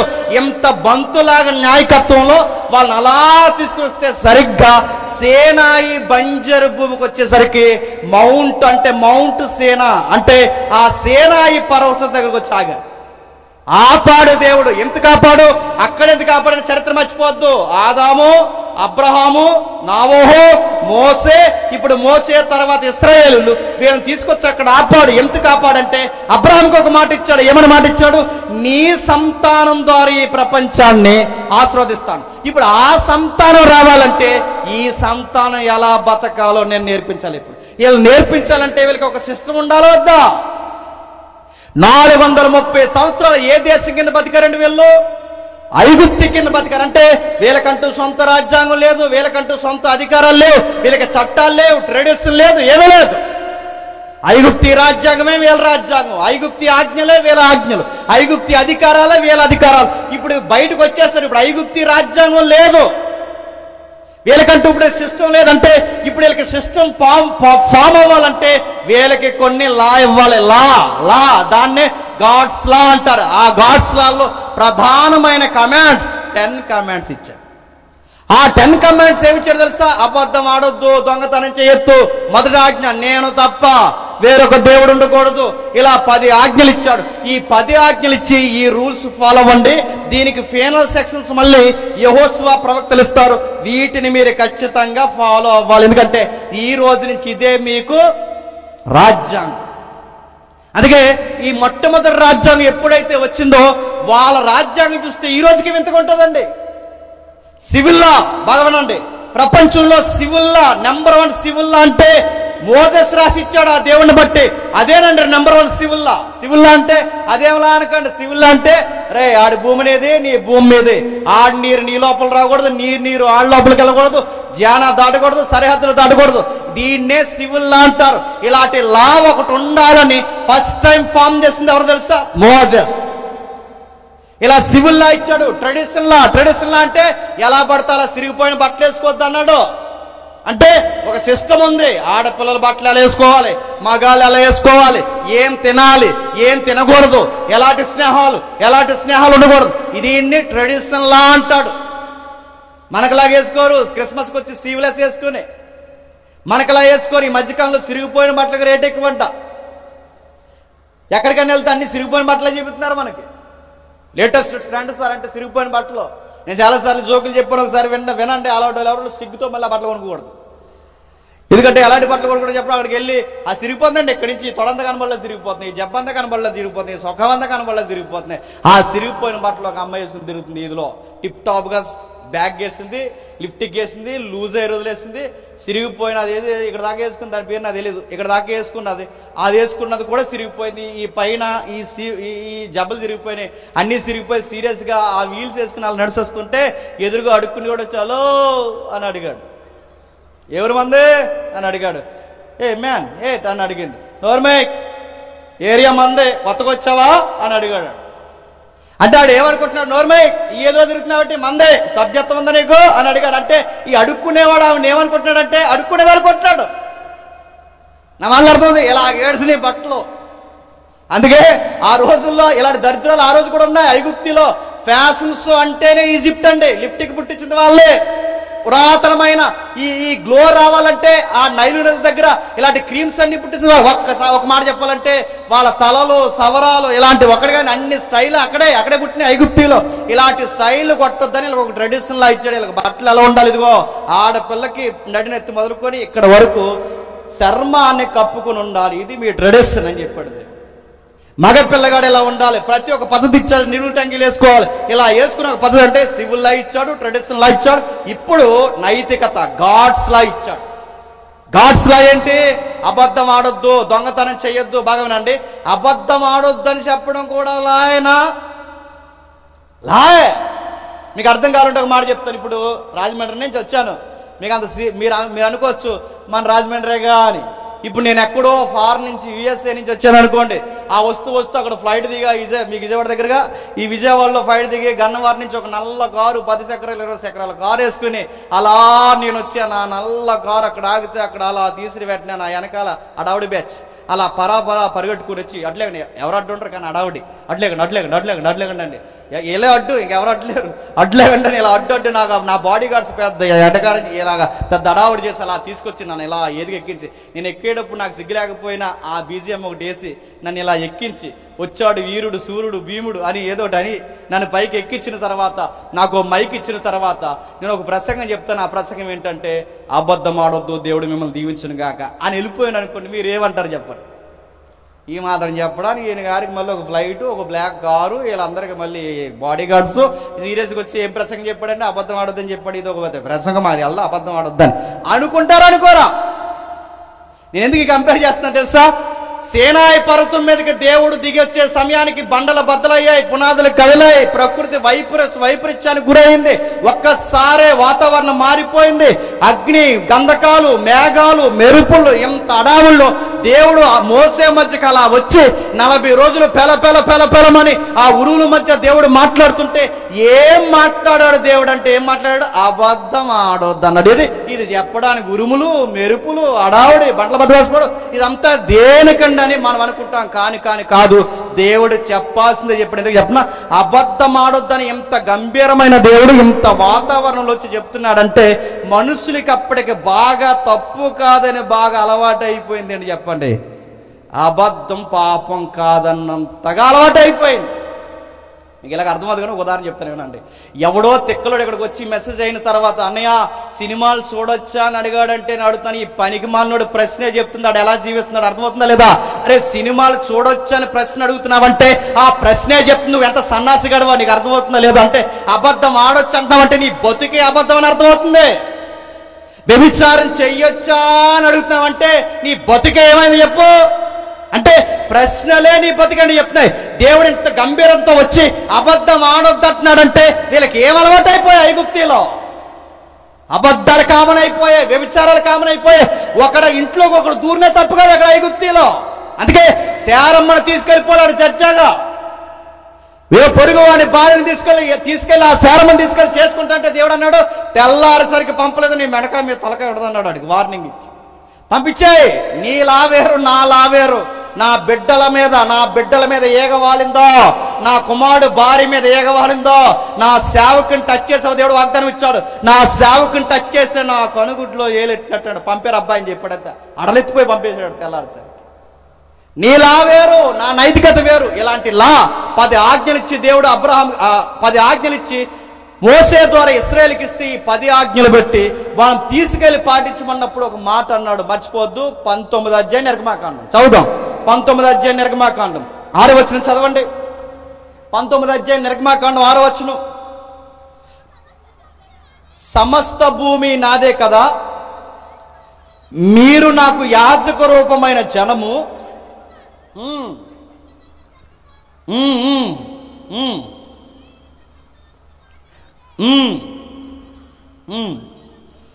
ఏంటట మళ్ళీ చదువుతాం 19వ అధ్యాయం 6వ వచనం మళ్ళీ చదువుతాం.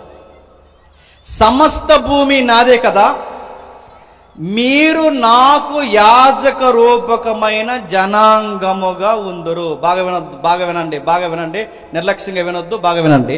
మొట్టమొదటి ప్రతినిధి ఎవరండి? ఆదాము. రెండో ప్రతినిధి ఎవరండి? నోవహు. మూడో ప్రతినిధి ఎవరండి? అబ్రహాము. నాలుగో ప్రతినిధి ఎవరండి? మోసే. ఇప్పుడు మోసే ద్వారా మరొక ప్రతినిధులు ఎవరండి? ఇక్కడ చెప్తున్నాడు, మీరు నాకు యాజక రూపమైన జనాంగం. యాజకుడు అంటే దేవుడికి నరులకి ప్రతినిధిగా మధ్యలో నిలబడేవాడినే యాజకుడు అంటారు, గుర్తుపెట్టు. అంటే ఇప్పుడు ఎవరిని ప్రతినిధులుగా పెట్టాడు? ఇశ్రాయేల్ని ప్రతినిధులుగా పెట్టాడు. ఈ ప్రతినిధులుగా ఎందుకు పెట్టాడు? ప్రపంచం మిమ్మల్ని చూడాలి. మిమ్మల్ని ఎలా చూడాలంటే మీకు ఒక రూల్స్, మీరు మాట్లాడే విధానం కానీ, కట్టుకునే బట్ట కానీ, మీరు పాటించే విలువలు కానీ, ఇవన్నీ చూస్తున్నప్పుడు ప్రజలు ఏమనుకోవాలంటే, అరే వీళ్ళకి రాజు లేడు, నాయకులు లేడు, ఎవరో లేరు, అసలు వీళ్ళకి ఎవరో లేకపోయినా ఇంత సిస్టమేటిక్గా ఈ జనాంగం ఎలా బతుకుతున్నారా అని అలా అడగడానికి వచ్చినప్పుడు, అయ్యా మాకు రాజులు ఉన్నారు, మా దేశాలు బాగాలేదు, మాకు నాయకులు ఉన్నారు, మా దేశాలు బాగాలేదు, మాకు కావలసిన వ్యక్తులు ఉన్నారు కానీ మా దేశాలు బాగాలేదు, మీకు నాయకులు లేరు, ఎవరు లేరు, మీరు విధవరాణులు ప్రేమిస్తున్నారు, పేదోళ్ళని ప్రేమిస్తున్నారు, దాసులను ప్రేమిస్తున్నారు, పొరుగోడు దాసించట్లేదు, అబద్ధం ఆడట్లేదు, దొంగతనం చేయట్లేదు, ఇంత సిస్టమేటిక్గా మీరు ఎలా బతుకుతున్నారయ్యా అన్నప్పుడు పొరుగు దేశాలు జాతులు అన్నప్పుడు ఒక మాట చెప్పాలి. ఏ మాట తెలుసా?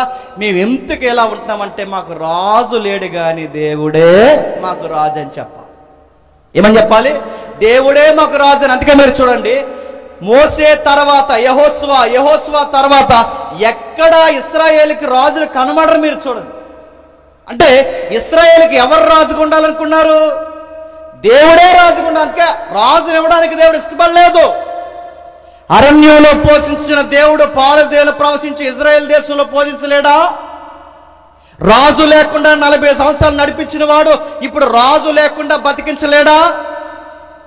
ఆ పాయింట్ అర్థం. ఇంత బాగా సమృద్ధిగా మీరు ఎలా బతుకుతున్నారంటే మిగిలిన వంశాల వారికి తెలియాలి మా దేవుడే మమ్మల్ని పోషిస్తున్నాడని. కానీ వీళ్ళు తెలుసుకుంటారని ఎంత బాగా చేస్తే వీళ్ళు రాను చూడండి, వీళ్ళు కొంచెం తప్పులు తడకలుగా తయారు. అప్పుడు దేవుడు ఏం చేశాడంటే జడ్జెస్ని ఇచ్చాడు. వాళ్ళ పేరే న్యాయాధిపతులు. ఎవరు?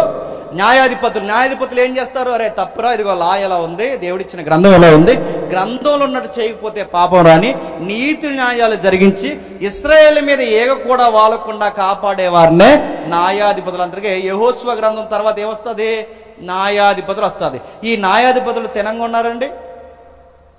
సరిగ్గా ఉండండి అంటే గిద్యోను బాగానే ఉన్నాళ్లే, నిలబెట్టాళ్లే అంటే స్థిరపడి నిలబడిన తర్వాత పోగేసుకుని ఒక బంగారం సొక్కా చేయించుకున్నాడు గిద్యోను.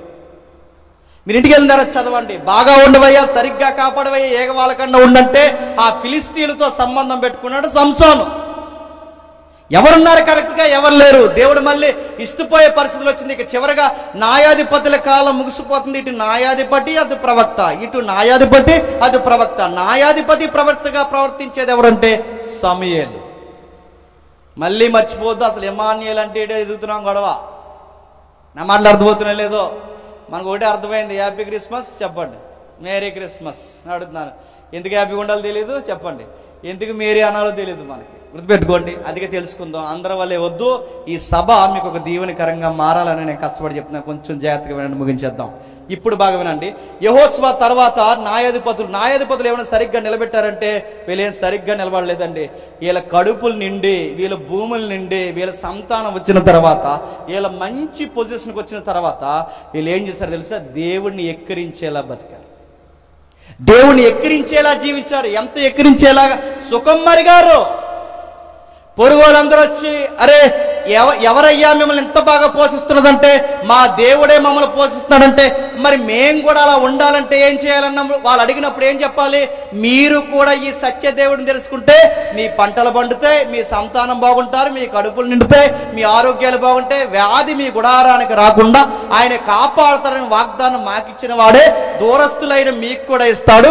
ఆయన నమ్ముకుండని మిమ్మల్ని బట్టి మిగిలిన వారు నమ్ముతారని వీళ్ళకిస్తే వీళ్ళు స్థిరపడి బలపడిన తర్వాత అందరికి పేర్లు ఎట్టని తయారయ్యారు. ఎవరు?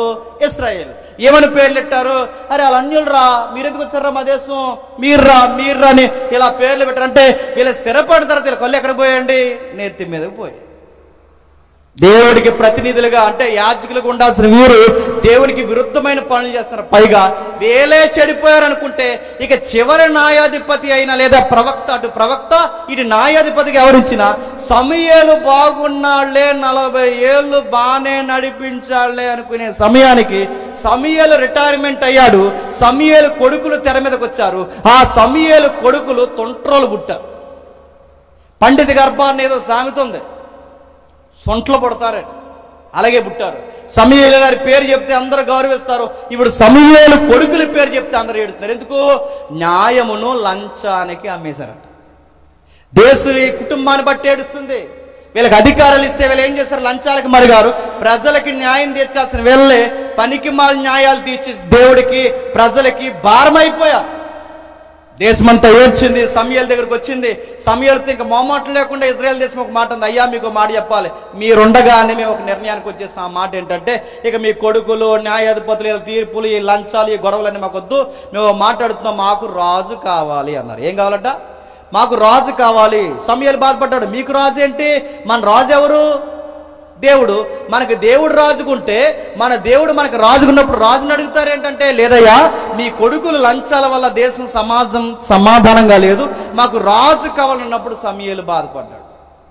సమూయేలు బాధపడితే దేవుని దగ్గర బాధపడుతున్నాడు. అప్పుడు దేవుడు వచ్చి, సమూయేలు నువ్వెందుకు బాధపడతావు? నా మాట అర్థమవుతుందో లేదో, నువ్వెందుకు బాధపడతావు? ఎందుకంటే నీ కొడుకులే తిన్నంగా ఉంటే వీళ్ళు ఏం అడగరు? బాగా వినాలి. నీ కొడుకులే తినకుంటే వీళ్ళు ఏమడగరు? రాజుని అడగరు. వీళ్ళ రాజు కావాలని అడుగుతున్నారంటే ఫెయిల్యూర్ ఎవరో తెలుసా? మీ ఫ్యామిలీ. ఆ మాట దేవుడు అంటూ మనం చదువుతుంటే మనకు అర్థమవుతుంది. నీ కుటుంబం అంటే సమూయేలు కుటుంబం అన్ఫిట్ అయింది కనుకే ప్రజల నోట్ అంటే ఏమాట వచ్చింది? రాజు కావాలని. దేవుడు అన్నాడు, రాజు వాళ్ళకి వస్తే ఇలా ఉంటాడని చెప్పు. ఎలా ఉంటాడు? వాడి రథాల ముందు పరిగెట్టాలి, వాడికి బాడీ గార్డ్స్ అంటాడు, వాడి ఇంట్లో పనులు అంటాడు, ఊడుగమంటాడు, వాడి బట్టలు ఉతకాడు, వాళ్ళు తిన్నా ప్లేట్ ఎత్తాలి. మన పిల్లల చేత మనోడే అధికారి అయితే మన పిల్లల చేత మనోడే ఊడిగించేస్తాడు. మనిషి మీకు రాజు అయితే మంచి పరిపాలన రాదు. నేను మీకు రాజుగా ఉన్నాను కదా, మనిషి ఎందుకు మీకు రాజు అని ప్రజలకు అర్థమయ్యేలా చెప్పంటే మొత్తం సబ్జెక్టుని అన్నారు, మాకు రాజు కావాలన్నారు. మొత్తం వినేమన్నారు? సర్వలోక మర్యాద చొప్పున మేము ఉడిగేలా చేస్తాం, మేము రథాల ముందే పరిగెడతాం, మేము బాడీ గార్డ్స్గా ఉంటాం, ఆ తిన్న కంచాలు ఎత్తడానికి, మంచాల మీద దుప్పలు మడతెట్టడానికి మేము పుట్టాం, మాకు రాజే కావాలంటే ఇంకా వాళ్ళు ఏడిపోయి ఏడుస్తున్నారు. సమూయేలు వాళ్ళకి రాజుని ఇచ్చే అంటే ఇశ్రాయేలుకి మొట్టమొదటి రాజు ఎవరు చెప్పండి? బాగా వినాలి, బాగా వినాలి, నేను ముగిస్తాను. ఇశ్రాయేలు మొట్టమొదటి రాజు సౌలు. ఇశ్రాయేలుకి ఎప్పుడైతే మొట్టమొదటి రాజు సౌలు అయ్యాడో, ఈ సౌలు బాగానే ఉంటాడులే అనుకుంటే సరిగ్గా 2 సంవత్సరాలకి నీకు అసూయ వచ్చేసింది. ఎవరికి? సమూయేలు గారికి. ఎందుకు? ఆ టైంలో ఒకడు పెహల్వాన్ వచ్చాడు, వాడి పేరు తాడోడు. చెప్పండి, గొలియాతు గాడు. వాడు ఏమన్నాడు? మీరు వస్తారా చెప్పండి, నన్ను రమ్మంటారా? మీరందరు రావడం, నేను రావడం, ఇదంతా టైం వేస్ట్ అబ్బాయి, డబ్ల్యూడబ్ల్యూ ఫైట్, మా తరపున నేను వస్తాను, మీ తరపున ఎవడొస్తాను నిలబెట్టండి. వస్తారంటే వీళ్ళందరూ గుడారులలో దూరేసి ప్రస్తుతానికి మేము రాము, మాకు ఇంట్రెస్ట్ లేదన్న. ఎందుకంటే చూస్తే జన్మించేది. ఆ లోపల దూరేస్తారు. సౌలు గారు దేశం అందరికన్నా ఎత్తుకుంటారట. సౌలే ముందు దూరేసాడు లోపలికి. ఈ మిలిటరీ ఈ యుద్ధాలు చేస్తున్న ఈ సైనికులందరూ లోపల పోయి ఒక్క రావట్లేదు గుడారంలో. పైగా డైలాగ్ చెప్పారేమో, ఏం డైలాగులు అంటే వెళ్దాం అనుకున్నాను, కాకపోతే మొన్నే పెళ్ళి అయింది అన్నాడు ఒకడు. అంటే ఎల్దురు మరి వెళ్ళిపోతే నీకు ఎవడుంటాడు రా అన్నాడు ఇంకొకడు. వెళ్దాం అనుకున్నాను అంటే కొంచెం వ్యాపారంలో కొంచెం రావాలి. ఇయేనండి దేవుడి పనికి కారణాలు. అప్పుడు చెప్పేవి ఇప్పుడు చెప్పేవి. దేవుని కొరకు యుద్ధం చేసే వాళ్ళు ఎప్పుడు ఉంటారు, ఏదో దొంగ కారణాలు చెప్తారు. అలాగే కారణాలు చెప్పారు. ఎవడు వెళ్ళలేదు, ముందుకెళ్ళలేదు. ఆ టైంలో కుర్రోడు తెర మీదకి వచ్చాడు. గిర్రా తిరిగి వచ్చాడు. 16 సంవత్సరాల కుర్రోడు, నూగు మీసాలు, 5 రాళ్ళు ఏరుకుని వచ్చి, సార్ నేను వెళ్తాను సార్ అంటే, నువ్వు వెళ్తావా అన్నారు. నేను వెళ్తాను సార్ అన్నాను. ఆడేవాడు సార్ మనల్ని అనడానికి. సున్నతి లేనోడు, నిబంధనలు లేనోడు, దేవుణ్ణి సైన్యం కలపదేవు యెహోవాని వాడు చూసి వాడు ఏ పాటి వాడు సంగతి నేను తెలుస్తానంటే, నువ్వెలా వెళ్తావురా? ఆడు చూసే ఎంత ఉన్నాడో. ఆడు ఈటు చూడు 2 మోస్తున్నారు, ఆడు డాల్ చూడు 2 మోస్తున్నారంటే, మోస్తే మోయినియండి సార్, నా 2 కేస్ స్టడీలు ఉన్నాయి చెప్పమంటారా అన్నాడు. ఏంటి సార్ 2 కేస్ స్టడీలు అని అడిగితే, సార్ చెప్తాను, నా చిన్న టెస్ట్ మనీ చెప్తాను. ఏం చెప్పమంటే టెస్ట్ మనీ ఇలా చెప్పాడు. సార్ ఒకరోజు నేను గొర్రెలు మేపుతుంటే సింహం వచ్చింది సార్, పారిపోయావా? నో, పరిగెట్టించాను సార్ అన్నాడు. సింహాన్ని పరిగెట్టించాడు. అదే వింత అని అడుగుతాను, సింహం వస్తే మనిషి పరిగెడతాడా, సింహం వస్తే సింహాన్ని మనిషి పరిగెట్టిస్తాడా? నా కేసు డిఫరెంట్ సార్ అన్నాడు. సింహం నా మీదకి వచ్చి నా గొర్రెల్ని పీక్కుని వెళ్తానంటే ఊరుకుంటానా? దాని గడ్డం పట్టుకుని కిందేసి కొట్టి ఆ నోట్లో ఉన్న గొర్రెపులు నినిపించానంటే ఇక నోటి మాట కంటి చూపు లేదు. సింహాన్ని చంపారు ఏంట్రా అని చంపేశాను సార్. మరో కేసు 2, రెండో కేసు ఉంది సార్. మళ్ళీ ఎలుగుబంటి వచ్చింది సార్. ఎలుగుబంటి వస్తే ఈసారి సెట్ ఎక్కావా అన్నాడు. ఏమి లేదు, మనకి టెక్స్ట్ బుక్లో అదే కదా రాశారు. ఎలుగుబంటి వస్తే ఏం చేయమన్నారు? చెట్టు ఎక్కడ రాకపోతేనంట చెప్పండి అలా చచ్చిపోయినట్టు ఉండాలంట. బాబు ఎలుగుబంటి మన దగ్గరకు వచ్చి బిడ్డ చచ్చిపోతే ఇంకేమనకూడదు, చచ్చిపో అని పోద్దా? అలాంటిగా ఏం చేశారు కనుక అలాంటి చదివి చచ్చిపోరని పాపం ఏమనుకుని వెళ్ళిపోతుంది అనుకోకండి. ఎలుగుబంటికి ఒక గుణం ఉంటుంది చెప్పనా, ఆ దానికి ఏదన్నా వింతైన జంతువు కనబడితే దాని లక్షణం పెట్టి చెప్పినా ముందు కొడతాది. దానికి ఒక దరిద్ర లక్షణం ఉంటుందండి ఎలుగుబంటికి. దాని బరువు అంతా మీదేసి అలా రుద్దేసి, టన్ను బరువు ఉంటుందండి, అలా రుద్దేసి నలిపేసి ఇలా పొడవుగా ఉంటుందిగా, ఇలా పట్టుకుని ఇలా ఇసిరేసి అంత దారుణంగా చిందరవందర చేసేస్తుంది బాడీ. అందుకే ఎవడన్నా మీద పడిపోతుంటే తెలుగులో సామెత అంటారు, ఏడు ఎలుగుబంటిలో మీద పడిపోతున్నావు అంటారు కదా. ఎందుకనుకుంటున్నా? దాని గుణం అది. ఇలాంటి ఎలుగుబంటిని కూడా ఆయన ఏం చేశాడట, శవంలా పడుకోలేదు కొంచెం సేపు చెప్పండి. ఎలుగుబంటిని కూడా కొట్టాను, ఎలుగుబంటిని కొట్టాను, సింహాన్ని కొట్టాను కానీ అదిరిపోయారు. ఎలా కొట్టారంటే Boost is the secret of my energy కాదు, God is secret of my energy. కొట్టేశాను సార్ అంటే ఇంకా ఆపకండి, సాక్షి అదిరిపోయింది. ఆడికి తొడిగండి అర్జెంట్గా అన్నాడు సౌలు.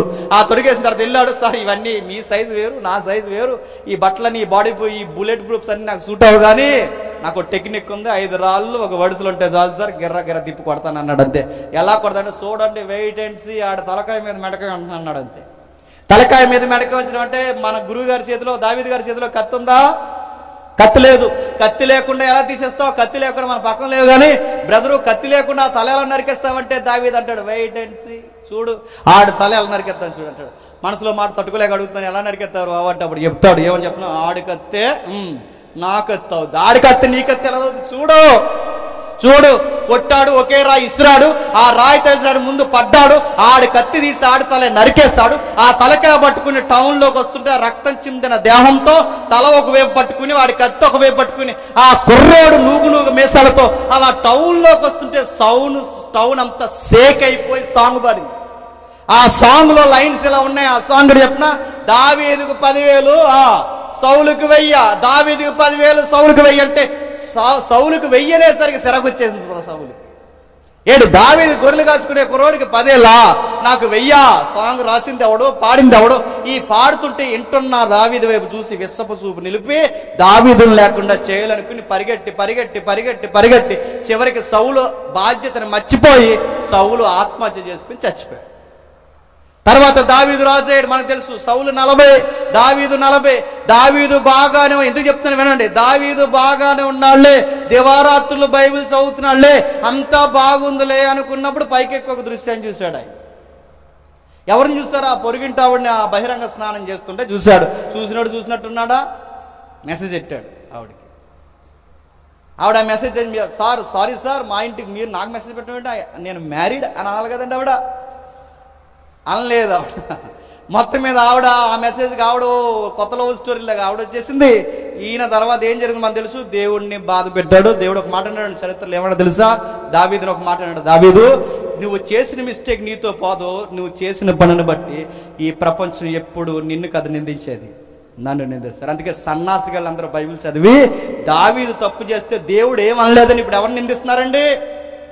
ఎందుకు నిందిస్తున్నారు? ఆ రోజే దేవుడు బాధపడ్డాడు, నిన్ను బట్టి నన్ను అంటారు దావీదు. అందుకే మనం చేసే తప్పులు మనతో పోవండి, మనం నమ్మిన దేవుడిని కూడా అంటారు, గుర్తుపెట్టుకోండి. క్రైస్తవులు అంటే ఇలాగే ఉంటారని అంటారు, గుర్తుపెట్టుకోండి. అందుకే దావీదుకి గొప్ప ఎతువు కలుగ చేస్తావు. దావీదు కూడా చివరి క్షణంలో ఆయన బాధ పెట్టాడు. కానీ దావీదులో గొప్ప సాక్ష్యం ఉంది. ఆ గొప్ప సాక్ష్యం ఏంటంటే బెత్షెబా విషయంలో తప్ప ఇక జీవితంలో ఏ తప్పు చేయలేదంట. గొప్పవాడు, మహానుభావుడు, మనకన్నా చాలా గొప్పడు. ఆయన కాలు గొడ్డు కూడా మనకు సరిపోం. అయితే ఆయన తర్వాత బాగానే ఉంది అన్నప్పుడు ఆయనకి వయసు అయిపోయింది. తర్వాత రాజు ఎవరు వచ్చారు? సొలొమోను గారు వచ్చారు. ఈ 40 సంవత్సరాలు బాగానే పరిపాలించాడులే అనుకునే సరే, ఆయనకి పరిపాలించాడు కానీ ఒక 1000 మందిని చేసుకున్నాడు గొడవ లేకుండా. 1000 మంది, నేను ఈ మాట అనకూడదు కానీ 1000 మంది 1000 మంది ఒకళ్ళే ఉంటేనే కాపురంలో మనకి ఇంట్లో ఉండాలనిపించలేదు. అలాంటిది 1000 మంది నడుతున్నాను. 1000 మందిని మీరు ఒక మాట, ఒక ఉదాహరణ సరదాగా అంటాను, మీకు ఇంట్రెస్ట్ ఉండాలి, ఎందుకంటే అంత చరిత్ర కదా. కొంచెం ఒక జోక్ వేస్తాను వినండి.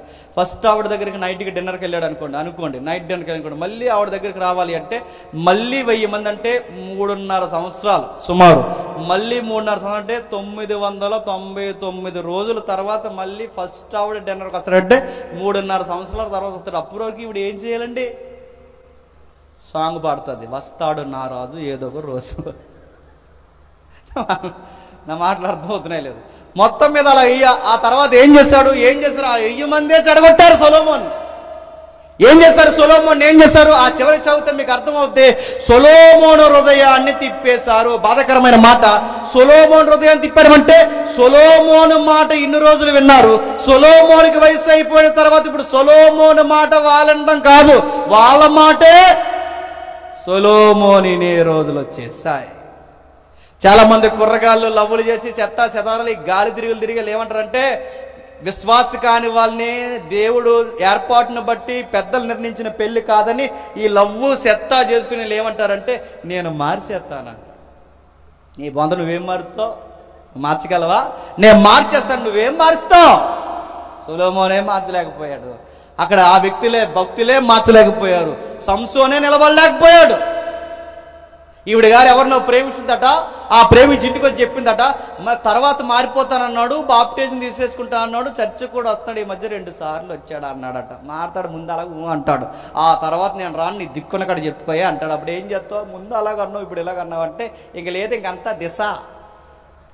గుర్తుపెట్టుకో, ఇంకేం లేదు, ఇంక చేసేది ఏమీ లేదు. ఏం చేస్తావు? నీ బొంద. అందుకే దేవుడు చెప్పాడు, క్రైస్తవ్యానికి లవ్వులు వద్దు, పెద్దలు ఉన్నారు, పెద్దల ప్రకారం విశ్వాసినే పెళ్లి చేసుకోవాలి. దేవుని పిల్లలతోనే మనుమాడాలి, జతగట్టాలి. అది పెద్దల యొక్క క్రమం ప్రకారం. లవ్ కాదు, మళ్ళీ బాగా వినాలి, లవ్ కాదు, అరేంజ్డ్ మ్యారేజ్ జరగాలి. సరే, సొలొమోన్ అయిపోయాడు 40. బాగా వినాలి, సౌలు 40, దావీదు 40, సొలొమోన్ 40. 120. 120 అంటే శతాబ్ద కాలం, అంటే 100 సంవత్సరాల పైన 120 సంవత్సరాల దేశం ఏదోలా కొంచెం బాగానే ఉందిలే అనుకునే సమయానికి సొలొమోనికి కుదురులేని కొడుకులు పుట్టారు. ఆ కుదురులేని కొడుకులు ఎంత కుదురులేని అంటే నాన్న చనిపోతున్నారన్న బాధ కన్నా సింహాసనం తర్వాత ఎవడెక్కేయాలా అన్న గొడవ ఎక్కువ. బాగా వినాలి, మళ్ళీ మర్చిపోద్దు. ఎమాన్యుయేల్ అంటే ఏడు చూస్తున్నాం, వచ్చేసాను దగ్గరికి. సొలొమోను తర్వాత బాగా వినాలి, ఇద్దరు ముగ్గురు కొడుకులు ఎక్కువైపోయి పోరాటాన్ని దిగేశారు. సొలొమోను చాలా బాధపడ్డారు. ఈ ఎత్తుగడలు దావీదు కాలం నుంచి ఉన్నాయి, దావీదు కొడుకుల్లో ఉన్నాయి, సొలొమోను కొడుకుల్లో ఉన్నాయి. వీళ్ళు ఎలాంటి ఎత్తుగడలు వేశారంటే 100లో 2-3 ఉంటారంటే వాళ్ళు ఏం చేశారంటే, ఈ సొలొమోను కొడుకులు ఇద్దరు కలిసి ఏం చేస్తారంటే, ఒకడు ఏకంగా మా నాన్నకి వయసు అయిపోయింది, మా నాన్న ఏం తీర్పులు తీరుస్తాడు, మా దావీదుకి వయసు అయిపోయింది, మా దావీదు ఏం తీర్పులు తీరుస్తాడు, నేను తీరుస్తా, మా దగ్గరికి రండి అని కొత్త రాజకీయాలు, తెలుగు మన ఏపీ రాజకీయాలు ఎలాగున్నాయో అలాగే మొదలెట్టారు. ఇది ఎలా ఉంది అలా ఉంది, మేము ఎలా తీరుస్తామంటే మన ఏపీ రాజకీయాలు మీరు గమనిస్తున్నారా? ఈ మధ్యకాలంలో బాగా నేర్చుకున్నారు. ఏడు చెప్పిన హగ్గు ఇచ్చేస్తున్నారు, ముద్దు ఇచ్చేస్తున్నారు, మనం వండిన బజ్జీలు తినేస్తున్నారు, మజ్జిగ తాగేస్తున్నారు. చూసారా? అక్కడ ఈ రాజకీయాలు అక్కడ ఉంటాయండి. ఆ దావీదు సొలొమోను కాలంలో ఆ రాజకీయాలు అక్కడ ఉంటాయి చూడండి. హగ్గు ఇచ్చేస్తారు. హగ్గు ఇచ్చేసినట్టు నేను ఏమనుకుంటారంటే, ఇంత గొప్పడై ఉండి మాకు హగ్గు ఇచ్చాడంటే ఇప్పుడు మాకు తర్వాత మా రాజు ఎవరు? హగ్గురాజే మా రాజు అన్నారు. మజ్జిగ తాగేస్తున్నాడు మా ఇంటికి వచ్చి, అన్నం తినేస్తున్నాడు మా ఇంటికి వచ్చి, మాతో కూర్చుని భోజనం చేస్తున్నాడు. అందరు నేర్చుకున్నారు. ఈ మధ్య చూసారా, గమనించారా? ఎవరో ఆ పెద్ద ఆయన ఎవరో చేశారు, పేరు చెప్పలేను ఎందుకంటే పాలిటిక్స్ వేరు కనుక. పెద్ద ఆయన ఎవరో చేశారు, ఇప్పుడు ఆ పెద్ద ఆయన అందరూ కాపీ కొట్టారు. ప్రతిపక్షం, ఉన్న పక్షం, ఆ పక్షం, ఈ పక్షం, అన్ని పక్షాలు కాపీ కొట్టే అందరూ అగిలిచ్చేవాళ్ళు, అందరూ ముద్దులిచ్చేవారు, అందరూ కలిసి కూర్చున్న వాళ్ళే, అందరూ అయిపోయారు. ఇలాంటి రాజకీయాలు మొదలెట్టారు. కానీ సొలొమోను తర్వాత ఈ రాజకీయాలు ఏమయ్యాయి అంటే 2 ముక్కలైంది దేశం. ఎన్ని ముక్కలైంది? 2 ముక్కలు. అప్పటి వరకు ఇజ్రాయెల్ దేశం అంటే 12 గోత్రాలు. ఇప్పుడు ఇజ్రాయెల్ దేశం 2 దేశాలు అయింది. ఉత్తర భూభాగము, దక్షిణ భూభాగం. ఉత్తర భూభాగము, దక్షిణ భూభాగం. ఉత్తర భూభాగంలో ఎవరుంటారు? 10 గోత్రాల వారు ఉంటారు. ఆ 10 గోత్రాల వారిని ఇశ్రాయేలీలు అంటారు. బాగా వినాలి, ఆ 10 గోత్రాల వారిని ఇశ్రాయేలీలు అంటారు. మిగిలిన 2 గోత్రాల వారిని యూదులు అంటారు. ఏమంటారు? యూదులు. ఆ 2 గోత్రాల పేరేంటి? బెన్యామీను, యూదా. ఈ 2 గోత్రాలు దక్షిణ భూభాగంలో ఉంటాయి. ఉత్తర భూభాగంలోనేమో 10 గోత్రాలు ఉంటాయి. ఉత్తర భూభాగానికి రాజధాని షోమ్రోన్. అదే సమరయ చదువుకుంటాంగా, సోమ్రోడ్, దానికి రాజధాని. దక్షిణ భూభాగానికి రాజధాని ఏంటి? యెరూషలేము. ఆ యెరూషలేములోనే సొలొమోను కట్టించిన మందిరం ఉంటుంది. ఇప్పుడు బాగా వినాలి. ఇప్పుడు 10 గోత్రాల వారు రాజులు వేరు, 2 గోత్రాల వారు రాజులు వేరు. అంటే వాళ్ళకు ఒక 21 మంది, వీళ్ళకి ఒక 20 మంది, లేదా వీళ్ళకి ఒక 21 మంది, వాళ్ళకి ఒక 20 మంది, మొత్తం మీద 41 మంది రాజులు వచ్చారు. ఒక్కడ తినంగా దేశాన్ని పరిపాలించాడా? ఒక్కడ తినంగా పరిపాలించలేదు. ఏం చేశారు? భక్తిని మార్చేశారు, వ్యభిచార పనులు తీసుకొచ్చారు, భయంకరమైన విగ్రహారాధన, చివరికి చంటి పిల్లలను కూడా దేవీ దేవతల పేరు మీద బలేశారు, గర్భిణీ స్త్రీలను కూడా చంపేశారు. పురుషులతో పురుషులు తప్పులు చేయడం దేవుని ఆరాధన అన్నారు, స్త్రీలతో స్త్రీలు తప్పులు చేయడం దేవుని ఆరాధన అన్నారు, నగ్న నృత్యాలు చేయించడమే దేవునికి ఆరాధన అన్నారు. ఇలాంటి చెడు పనులన్నీ ఇజ్రాయెల్ దేశంలో తీసుకొస్తే దేవుడు అన్నాడు, ఒరే మీకు రాజులను ఎందుకు ఇచ్చాను తెలుసా? మీ రాజులు మిమ్మల్ని పరిపాలించలేరన్న విషయం మీకు అర్థం అవ్వాలి. బాగా వినాలి. వీళ్ళు పరిపాలించలేరని దేవుడు ఎందుకు ఇచ్చాడు? పరిపాలించలేరన్న విషయం ప్రజలకు అర్థం అవ్వాలి, అందుకే ఇచ్చాడు. వాళ్ళకి 20 మంది ఇచ్చాడు, వీళ్ళకి 21 మందిని ఇచ్చాడు. ఎందుకు ఇచ్చాడు? ఒక మనిషిని సాటి మనిషి పరిపాలించలేడు, నిలబడలేడు, ప్రతినిధిగా ఉండలేడు. ఆదాము నిలబెట్టాడు, ఉన్నాడా? లేదు. అబ్రహాము ఆగరణ తెచ్చాడు, ఉన్నాడా? లేదు. ఆ తర్వాత నావోహు అంతకుముందు నావోహు తాగిపడ్డాడు. ఆ తర్వాత మోసే బండను కొట్టాడు. ఆ తర్వాత ఒక్కొక్కరిని ఒక్కొక్క లోపం కనబడింది, ఒక్కరు సరిగ్గా లేరు. ఈ పాయింట్ ప్రజలకు అర్థమవ్వాలి బలంగా. అంటే ఒక మనిషి మరొక మనిషిని పరిపాలించలేడు. ఈ విషయం వాళ్ళకి బలంగా అర్థమవ్వాలి. వాళ్ళకి అర్థమైందా? లేదు. వీళ్ళకి అర్థమవ్వకుండా ఈ పిచ్చి పిచ్చి పనులన్నీ చేస్తే దేవుడు అప్పుడు సరిగ్గా రాజుల దండయాత్రకు పంపించాడు. వాళ్ళ పేరే బాబులోనియన్స్, అసూరియన్స్ అంట. ముగించేస్తున్నాను. బాబులోనియన్స్, అసూరియన్స్. ఈ బాబులోనియన్స్, అసూరియన్స్ వీళ్ళ మీద దండయాత్ర తెచ్చారు. సరిగ్గా క్రీస్తు పూర్వం 722లో 10 గోత్రాలైన ఇశ్రాయేల్ని ఎత్తుకెళ్ళిపోయారు. అదే టైంలో అసూరియన్స్ కూడా ఎత్తుకెళ్ళిపోవడానికి అదే 22 తర్వాత మళ్ళీ 100 ఏళ్ళకి ఇప్పుడు యోధా దేశం మీదకి, ఇజ్రాయెల్ దేశం మీదకి దండయాత్ర వచ్చారు. సరిగ్గా అదే టైంలో బాగునండి. మీ పనులు ఎలా ఉన్నాయంటే, గాడిది సొంత వాడిని దొడ్డు తెలుసుకును, ఎద్దు తన కామాందును ఎదుగును, కానీ ఈ గుడ్డివారైన నా పిల్లలకి యజమాని ఎవడో తెలియట్లేదు. అందుకే నేను వీళ్ళని ఏం చేస్తున్నానంటే పొరుగు రాజులకి అప్పగించేస్తున్నానని ఒక ప్రవక్తను పంపి ఆ ప్రవక్త ద్వారా ఒక పుస్తకం రాయించాడు. ఆ పుస్తకం పేరే చెప్పాలి, యెషయా గ్రంథం. ఆ యెషయా గ్రంథంలోనే ఇమాన్యేల్ అనే పదం వాడాడు. అర్థం అవ్వలేదని చెప్పండి, మళ్ళీ మొదలెడతాను. అర్థమైందంటే ఇప్పుడు యెషయా గ్రంథం ఏమని మొదలెడతారో ఒకసారి చూడండి, త్వరగా ముగించేద్దాం. యెషయా గ్రంథం మొదటి అధ్యాయం, మొదటి వచనం. యెషయా గ్రంథం మొదటి అధ్యాయం మొదటి వచనం. ఉజ్జియా, యోతాము, ఆహాజు, హిజ్కియా అనే యూదుల రాజుల దినముల్లో యోధాను గురించి, యెరూషలేమును గురించి ఆమోజు కుమారుడైన యెషయా కలిగిన దర్శనములు.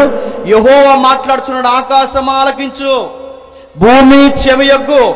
నేను పిల్లలను పెంచి గొప్పవారినిగా చేసితిని, వారు నా మీద తిరగబడి ఉన్నారు.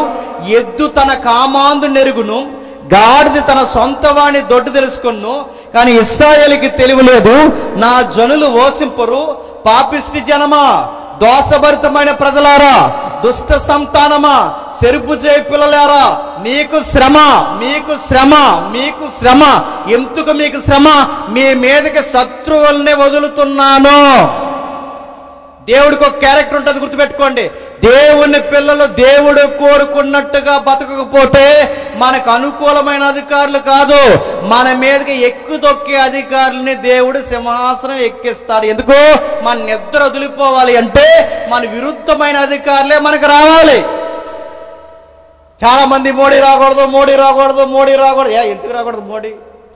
మిమ్మల్ని అడుగుతున్నాను, మోడీ రాకూడదు, ఎందుకు రాకూడదు మోడీ అంటే? మోడీ ఎందుకు రాకూడదంటే, ఇంకా మా చర్చిల్లో మమ్మల్ని ఉండనివ్వడు, మమ్మల్ని కూర్చొనివ్వడు, మమ్మల్ని ప్రార్థనలు పెట్టనివ్వడు, మాకు పర్మిషన్ దొరకు, మమ్మల్ని అలాగ వదిలేస్తే ప్రతి వారం వచ్చి గోడకు జారబడి ఫ్యాన్ ఎక్కడ ఉందో చూసుకొని అక్కడిక్కడ చక్కగా మేము అలా ఇని మొత్తుగా అలా ఊగేసి ప్రసంగం ఆమె అనేసరికి మెలకు వచ్చేసి వెళ్తున్నాం అనుకుని వెంటనే వెళ్ళిపోయి, ఈ మొత్తు మాకు బాగుంది, అందుకు మాకు ఎవరు రాకూడదు. నేను అందుకే అంటున్నాడు, మోడీ మళ్ళీ రావాలి. ఈ నిద్రమత్తు క్రైస్తవ్యానికి వదిలిపోవాలి, గుర్తుపెట్టుకోండి. ఇలాంటోడే రావాలి మనకు విరుద్ధమై. ఎందుకంటే నాణ్యమైన క్రైస్తవులు ఎవరో, నిద్రపోతే క్రైస్తవులు ఎవరో తెలియాలంటే, నిద్ర వదిలిపోవాలంటే అధికారులు మనకు విరుద్ధంగా ఉన్న వాళ్ళనే లేపుతాడు దేవుడు. అలాగే ఇశ్రాయేలు కూడా లేపాడు. లేపి అసూరియన్స్ పంపించాడు. మీ తాట తీస్తానని చెప్పాడు దేవుడు, మీ సంగతి చూస్తానని చెప్పాడు దేవుడు. సరిగ్గా ఆ టైంలో పంపిస్తే ఆ టైంలో ప్రవచనాలు చెప్తున్నాడు యెషయా ప్రవచనాలు చెప్తూ మారండి. ఆ పక్కన అదిగో ఆ ఇశ్రాయేలు 10 గోత్రాల వాళ్ళని దేవుడు నలిపేశాడు. యోధా ఇశ్రాయేలు చెల్లి, నీకు చెబుతున్నాను, ఇప్పుడు నువ్వన్నా మారకపోతే దాన్ని వదలని దేవుడు నిన్ను కూడా వదలడు. వాళ్ళు ఆల్రెడీ నీ మీద పన్నాగాలు పన్నుతున్నాడు. నువ్వు మారితే సరే 40 మంది రాజులు మారిపోయారు, మీకు తెరవచ్చిందా? ఉజ్జియా మారిపోయాడు, మీకు తెరవచ్చిందా? హిజ్కియా మారిపోయాడు, మీకు తెరవచ్చిందా? ఆహాజు మారిపోయాడు, మీకు తెరవచ్చిందా? ఒక్క రాజు కింద మీరు సరిగ్గా ఉన్నారు, రాజులు తిరగలేరు, మీరు తిరగలేరు. అందుకే మీకు సరి అయిన రాజు ఒక ఆయన రాబోతున్నాడు, మీరు రెడీ అయిపోండి అని ఒక ప్రవచనం చెప్పడం ప్రారంభించాడు. ఆ ప్రవచనం చెప్పడానికి 6వ అధ్యాయం మొదలెట్టాడు. ఏమని? ఇప్పుడు చూడండి, ముగించేద్దాం. 6వ అధ్యాయం చూడండి, యెషయా గ్రంథం 6వ అధ్యాయం. రాజు అయిన ఉజ్జియా మృతి పొందిన సంవత్సరమున అత్యంతమైన సింహాసనమందు ప్రభు ఆసీనుడై ఉండగా నేను చూసి తిని ఆయన చొక్కాయి బాగా వినాడు. ఒక సందర్భం కనబడుతుంది చూడండి. ఉజ్జియా చనిపోయాడట, బాగా వినాలి. భూలోకంలో సింహాసనం మీద ఉజ్జియా చనిపోయాడట, యోధారాజు ఉజ్జియా చనిపోయాడట. ఈ సింహాసనం మీద ఈ రాజు చనిపోతే ఆ సింహాసనం మీద, బాగా వినాలి, ఒక రాజు కూర్చున్నాడట. మళ్ళీ బాగా వినాలి. ఈ సింహాసనం మీద ఒక రాజు చనిపోతే ఆ సింహాసనం మీద ఒక రాజు కూర్చున్నాడట. అంటే ఈ రాజు చనిపోవడం ఏంటి, ఆ రాజు సింహాసనం మీద కూర్చోవడం ఏంటంటే ఈ ప్రపంచానికి ఒక రాజు రెడీ అవుతున్నాడు. ఎందుకంటే వీళ్ళకి రాజుల పరిపాలన వలన మేలు జరగదు, మనుషుల పరిపాలన వలన సాటి మనిషికి పరిపాలన అందదు, నీతి న్యాయాలు జరగవు. అందుకే దేవుడే నిర్ణయించుకున్నాడు. ఇక్కడ మానవుడు రాజు చనిపోయిన వెంటనే అక్కడ ఒక రాజు కూర్చున్నాడు. ఆ రాజు ఎవరు చెప్పాలి? ఆ రాజు ఎవరు? 3వ వచనం చూడండి. ఆ రాజు ఎవరు? వారు సైన్యాధిపతి అధిపతియగు యెహోవా పరిశుద్ధుడు. ఎవరట? యెహోవా. మళ్ళీ అడుగుతాను, ఎవరట? యెహోవా. సింహాసనం మీద కూర్చున్న రాజు ఎవరట? యెహోవా. 1వసారి ఎవరట? 2వసారి ఎవరట? 3వసారి ఎవరట? నేను అడుగుతున్నాను, ఆ యెహోవా అంటే ఎవరంట? చచ్చారు నా చేతిలో, చెప్పండి ఎవరంట? ఎవరో తెలుసా? ఈ యెహోవా ఎవరో తెలుసు, గుర్తుపెట్టుకోండి. ఈ యెహోవా ప్రభు అయిన యేసుక్రీస్తు. అదేంటి యెహోవా అంటే తండ్రి అయిన దేవుడు కదంటే, కాదు, అది నువ్వెలా డిక్లేర్ చేయలేవంటే నేను డిక్లేర్ చేయలేదు. అపోస్తుల అగ్రగణ్యుడు, యేసు రొమ్మును ఆనుకున్నవాడు యోహాను ఇదే వచ్చిన నెత్తి రాసి ఆ రోజు యెషయా సింహాసనం మీద చూసింది ఎవరినంటే తండ్రి అయిన యెహోవాని కాదు, మరే కుమారుడైన యెహోవాను చూశాడు. ఎక్కడుంది ఒకసారి చూడండి. యోహాను సువార్త 12వ అధ్యాయం. యోహాను సువార్త 12వ అధ్యాయం 49 వచ్చిన అనుకుంటా, చూడండి ఒకసారి. యోహాను సువార్త 12వ అధ్యాయం 49 వచ్చిండి. క్షమించండి, 12వ అధ్యాయం 39 వచ్చిండి. ఇందుచేత వారు నమ్మలేకపోయారు, అనగా వారు కన్నులతో చూసి హృదయముతో గ్రహించి మనసు మార్చుకుని నా వలన స్వస్థపడకున్నట్లు ఆయన వారి కన్నుల అంధత్వం కలగజేసి వారి హృదయములు కఠినపరచను అని యెషయా మరొక చోట చెప్పినంటే, ఈ చెప్పిన మాట ఎక్కడది? ఇంటికి అందరూ చదవండి. ఈ చెప్పిన మాట ఎక్కడదంటే యెషయా గ్రంథం 6వ అధ్యాయంలోది. ఎక్కడది? యెషయా గ్రంథం 6వ అధ్యాయంలోది. ఇప్పుడు యెషయా చూడండి, యెషయా ఆయన మహిమను చూసినందున ఆయన గూర్చి ఈ మాట చెప్పును. ఎవరు చూశారట? యెషయా ఆయన మహిమను చూసారట. ఇక్కడ ఆయన అంటే ఎవరో తెలుసా? చెప్పాలి. ఇక్కడ యెషయా ఆయన మహిమను చూసినట. అక్కడ యెషయా చూసింది ఎవరంటే అక్కడ యెహోవా ఉంది. ఇప్పుడు ఆ యెహోవా అంటే ఎవరని యోహాను గారు చెప్తున్నారు? ఆయన మహిమ. ఆయన అంటే నజరేయుడైన యేసుడు. ఇప్పుడు చెప్పండి, యేసు ప్రభుని ఆ రోజు యెషయా చూసింది పరిశుద్ధుడు అని దేవదూతలు అంటున్నది ఎవరిని? చెప్పండి. యేసుక్రీస్తు వారిని. అవును, గ్రంథం చెప్తుంది యేసుక్రీస్తు వారిని. ఎందుకు? ఈ రాజు చనిపోయిన తర్వాత ఆ రాజు పైన కూర్చున్నాడు. ఆ రాజు పైన కూర్చుని దేవదూతలు పొగుడుతుంటే యెషయా చూసి భయపడిపోయి అన్నాడట, నేను అపవిత్రమైన పెదవుల గలవాడిని. నేను అపవిత్రమైన పెదవులు గల వాడిని, దేవా నేను ఏం చేయగలనంటే ఒక దేవత వచ్చి ఆయన పెదాలను ముట్టి, ఆయన పెదాలు ముట్టి నువ్వు పవిత్రమయ్యావు అంటే అప్పుడు అడుగుతాడు దేవుడు, అంటాడు మా నిమిత్తము ఎవడు పోవును. మా అంటే తండ్రి, కుమార, చెప్పండి, పరిశుద్ధాత్మ, ముగ్గురు ఉన్నారు అక్కడ. ఆ ముగ్గురులో ఆయన సింహాసనం మీద కూర్చున్నాడు. ఆయన అన్నాడు మా నిమిత్తము ఎవడు పోవును. ఎక్కడికి పోవాలి? ప్రజలను మరలా ఈ భూలోకానికి ప్రతినిధులుగా పరిపాలించడానికి ఎవడు పోవును. అప్పుడు యెషయా అంటాడు, ప్రభువా వీళ్ళకి బుద్ధి చెప్పడానికి నేను వెళతాను ప్రభు అంటే, ఎల్లు వాళ్ళకి బుద్ధి ఎలా చెప్పాలంటే వారి కన్నులతో చూడాలి కానీ వాళ్ళ కళ్ళు మూసుకుపోవాలి, వాళ్ళ చెవులతో వినాలి వాళ్ళకి ఏం అర్థం కాకూడదు, వాళ్ళు చూస్తున్నా వాళ్ళకి కానరాకూడదు. ఇదే మినిస్ట్రీ, అదే విచిత్రమైన మినిస్ట్రీ యెషయాకి. అంటే యెషయా ప్రసంగం చెప్పిన తర్వాత ప్రజలు మారకూడదట, మరి ఇంకా భ్రష్టులు అయిపోవాలండి. ఇదే మినిస్ట్రీ అండి. అలాంటి మినిస్ట్రీ ఎవరైనా చేస్తారండి? ప్రపంచంలో యెషయా చేశాడు. నువ్వు మాట్లాడిన తర్వాత కళ్ళు మందెక్కిపోవాలి, చెవులు మందగించిపోవాలి, మనుషులు మారకూడదు, మొద్దులాగా మారిపోవాలి. ఇశ్రాయేలు మొద్దులా మారిపోవాలంటే నీ ప్రసంగానికి ఇంకా మారు మనసు రాకూడదు, ఇంకా భ్రష్టులు అయిపోవాలి. అదేంటి అలాగెలాగవుతారంటే తిడితే అవుతారు. ఎవరో ఇప్పుడు పాస్టర్ గారు ఒక ఆయన ఇలా చేయెత్తి చెప్పాడట, పెద్దమ్మ చచ్చి మానేసిందట. ఏ పెద్దమ్మ? చచ్చెత్తికి మానేసేవా అని అడిగితే ఈ పెద్దమ్మ అందట అత్తమాల చెయ్యి నా మీదకి ఎత్తుతున్నాడు, మానేసాను అంట. చెయ్యి ఎత్తితే మానేస్తాం, ఏమనంటే మానేస్తాం, అరిస్తే మానేస్తాం. అంటే చూడండి, గద్దిస్తే ఈ ప్రజలు ఉంటారా? ఒరే భ్రష్టుడు అంటే ఒప్పుకుంటారు. ఒరే మీరు భ్రష్టులు అంటే అందరిలో ఒప్పుకుంటాం, మనం అందరం పాపాత్ములు అంటే ఒప్పుకుంటాం. అలాగే కాకుండా నేను ఎవడో ఒకరిని లేపి పాపాత్ముడా అన్నాను అనుకో, నన్ను ఏమంటాడండి? అవును జేమ్స్ అన్నయ్య అంటాడా? తిరగబడతాడు నా మీదకి. అందరినీ పాపాత్ములు అంటే ఏమన్నారు కానీ ఒక్కడిని సింగిల్గా లేపి అడిగితే ఒప్పుకుంటారా? అందుకే యెషయాకి దేవుడు ఇచ్చింది చెప్పిన, వీళ్ళ కఠినమైపోవాలి, మొద్దు బారిపోవాలి. ఎంతంటే ఇశ్రాయేలు సింధూర వృక్షం అంత మొద్దు అయిపోతే ఆ మొద్దును నేను ఏం చేస్తాను చెప్పండి? నరికేస్తా. ముగించేస్తాను, బాగా వినండి. నరికేస్తాడు. ఈ మొద్దును నరికేస్తే ఇప్పుడు ఈ సంతానం నుంచి, ఈ మొద్దు నుంచి చెప్పండి ఒక సిగురు పుడతాడు. ఆ సిగురే చెప్పాలి నజరేయుడైన యేసు.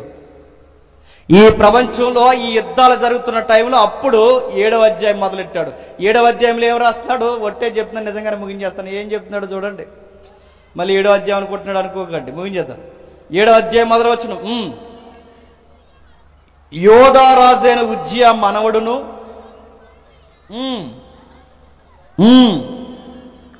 సిరియా రాజైన రెజీనును, ఇశ్రాయేలు రాజును యుద్ధము చేయవలనని యెరూషలేము మీదకి వచ్చిరు గాని అది వారి వలన కాకపోవును. అప్పుడు సిరియానీలు ఎఫ్రాయిముల మీద తోడు చేసుకొనిరని దావీదు వంశస్థులకు తెలియబడగా గాలికి అడవి చెట్లు కదిలినట్లు వారి హృదయములు, వారి జనుల హృదయములు కదిలెను. ఒక మాట్లాడుతుందని చెప్పండి, సిగ్గు లేకుండా ఒప్పుకుందాం. ఆ 7వ అధ్యాయం వచ్చిన మనకి ఏమైనా అర్థమైనాయా? సిగ్గు లేకుండా ఒప్పుకుందాం, ఏం అర్థం అవ్వలేదు. ఎందుకంటే అక్కడ పాలిటిక్స్ ఉంది, రాజకీయం ఉంది. ఏం చెప్తున్నాడో నేను చెప్పింది మీరు గుర్తించండి. అక్కడ 3 రాజులు ఉన్నారు. ఎన్ని దేశాలు ఉన్నాయి? 3 దేశాలు ఉన్నాయి. 1 సిరియా దేశం ఉంది, 2 ఇజ్రాయెల్ దేశం ఉంది, 3 యోధా దేశం ఉంది. 3 దేశాలకి 3 రాజులు ఉన్నాడు. యోధా దేశానికి రాజు ఎవడు? ఆహాజు. ఈ ఇజ్రాయెల్ దేశానికి రాజు ఎవడు? క్షమించండి, యోతాము కుమారుడైన ఉజ్జియా. యోధా రాజు అయిన ఆహాజ్ అంటే యోధా దేశానికి ఆహాజు రాజు, సిరియా దేశానికి రెజీను రాజు, ఇశ్రాయేల్ దేశానికి రెమల్యా కుమారుడైన పెకాహు రాజు. అంటే ఇశ్రాయేల్ దేశానికి రాజు ఏమో పెకాహు, సిరియా దేశానికి రాజు ఏమో రెజీను, యోధా దేశానికి రాజు ఏమో ఆహాజ్. అంటే 3 దేశాలు ఉన్నాయి. ఈ 3 దేశాల చరిత్ర మొదట అంటే 7వ అధ్యాయం మొదలు వచ్చిన ఎందుకు చెప్తున్నాడు? ఎందుకంటే ఈ 7వ అధ్యాయం మనకు తెలియాలి. ఎందుకంటే ఈ ఇమాన్యుయేల్ అనే పదం ఎక్కడ వాడాడండి? 7వ అధ్యాయం 14లోనే వాడాడు. ఎందుకు వాడాడో మనకు తెలియాలంటే ఇప్పుడు ఒక చరిత్ర ఉంది. ఏముందంటే ఇక్కడ బాగా వినండి. ఈ 3 దేశాల మధ్య పొత్తు రాజకీయాలు కుదరలేదట, మూకుమ్మడి రాజకీయాలు కుదరలేదంట. ఎందుకంటే సిరియా దేశం ఇజ్రాయెల్ దేశం ఒకటి అయిందంట. అంటే మీకు ఇంటికి వెళ్ళిన తర్వాత మ్యాప్స్ ఉంటాయి, బైబిల్లో చివరిలో మ్యాప్లు ఉన్నాయా? అవసరం లేదని చింపేశారా? ఉన్నాయా లేదా? ఇంటికి వెళ్ళిన తర్వాత చూడండి. ఇజ్రాయెల్ దేశానికి పక్కనే సిరియా దేశం ఉంటుంది, ఇజ్రాయెల్ దేశానికి పక్కనే సిరియా దేశం ఉంటుంది. ఆ సిరియా దేశం ఇజ్రాయెల్ దేశానికి పడదండి. కానీ ఇప్పుడు వీళ్ళిద్దరు ఫ్రెండ్స్ అవుతున్నారు రాజకీయంలో. ఎందుకు ఫ్రెండ్స్ అవుతున్నారంటే వీళ్ళిద్దరినే తొక్కడానికి పైనుంచి ఒకడు వస్తున్నాడు. ఆడి పేరు అసూరు రాజు. ఎవడు? అసూరు రాజు. ఆడేమన్నాడంటే మీ భూములు, మీ ప్రజలు, అందమైన ఆడపిల్లలు, అందమైన మగపిల్లల్ని, మీ సొత్తుని, బంగారాన్ని మర్యాదగా మాకు ఇస్తే సరే, ఇవ్వలేదో మీ భూమిని వలిసేస్తామన్నారు. ఇచ్చినా వలిసేస్తారు, ఇవ్వకపోయినా వలిసేస్తారు. ఇలాంటి టైంలో ఇజ్రాయెల్ దేశానికి భయం వేసింది. ముందుగా సిరియా దేశానికి భయం వేసింది. ఎందుకంటే ఇజ్రాయెల్ దేశంలో అడుగు పెట్టాలంటే ముందు ఏ దేశం దాటి రావాలి? సిరియా దేశం దాటి రావాలి. ఇప్పుడు మీ ఊరు రావాలంటే మనకి ఏ ఊరు తగులుతుంది మధ్యలో? ఓ టౌన్ పేరు చెప్పండి. నరసాపురం. ఇప్పుడు మీ ఊరు రావాలంటే ఖచ్చితంగా మేము ఏం దాటి రావాలి? నన్నే అసూరుగాడు అనుకోండి. ఆ నరసాపురం దాటితే కానీ మీ ఊరు రానంటే ముందు ఎఫెక్ట్ ఎవరు తగులుతుంది? నరసాపురాన్ని తగులుతుంది. అంటే ఇప్పుడు నరసాపురం వాడు ఏం చేశాడంటే, ఇజ్రాయెల్ మీరు అనుకోండి, మీ దగ్గరకు వచ్చి మనకి గొడవలు ఉంటాయి తర్వాత చూసుకుందాం, ముందు ఆడొచ్చి నిన్ను బతికించలేడు, నన్ను మన గొడవలు ఉంటాయి, చిన్న గొడవలు పెట్టుకుని సర్దుకుపోదాం. ముందు ఆడొచ్చాడంటే నిన్ను ఉండేవాడు, నన్ను ఉండేవాడు. ఆ అసూరుగాడిని ఆపేద్దాంరా అన్నారు. ఆపేద్దామంటే ఏం చేద్దాం, మన ఇద్దరం ఒకటవుదాం అన్నారు. మాట్లాడుకున్నారు, కోర్ కమిటీ మీటింగ్ బాగానే పెట్టుకున్నారు. కానీ ఆ మీటింగ్లో ఒక విషయం అర్థమైంది, మన ఇద్దరు బలము సరిపోదు అన్నారు. మరి ఎవరు బలం కావాలి? పక్కన ఇంకొక దేశం ఉంది, 2 గోత్రాలు. ఎవరు చెప్పండి? యోధా. అంటే ముందు సిరి ఎగిరిపోద్ది, తర్వాత ఇజ్రాయెల్ ఎగిరిపోద్ది, తర్వాత ఎవరిది? యోధా ఎగిరిపోద్ది. ఇప్పుడు వీడికి ఎఫెక్ట్ ఉంది కనుక యోధాలో ఉన్న ఆహాజ్ని పిలిచి ఏమన్నారంటే, ఇదిగో మన ముగ్గురం కలిసి ముందు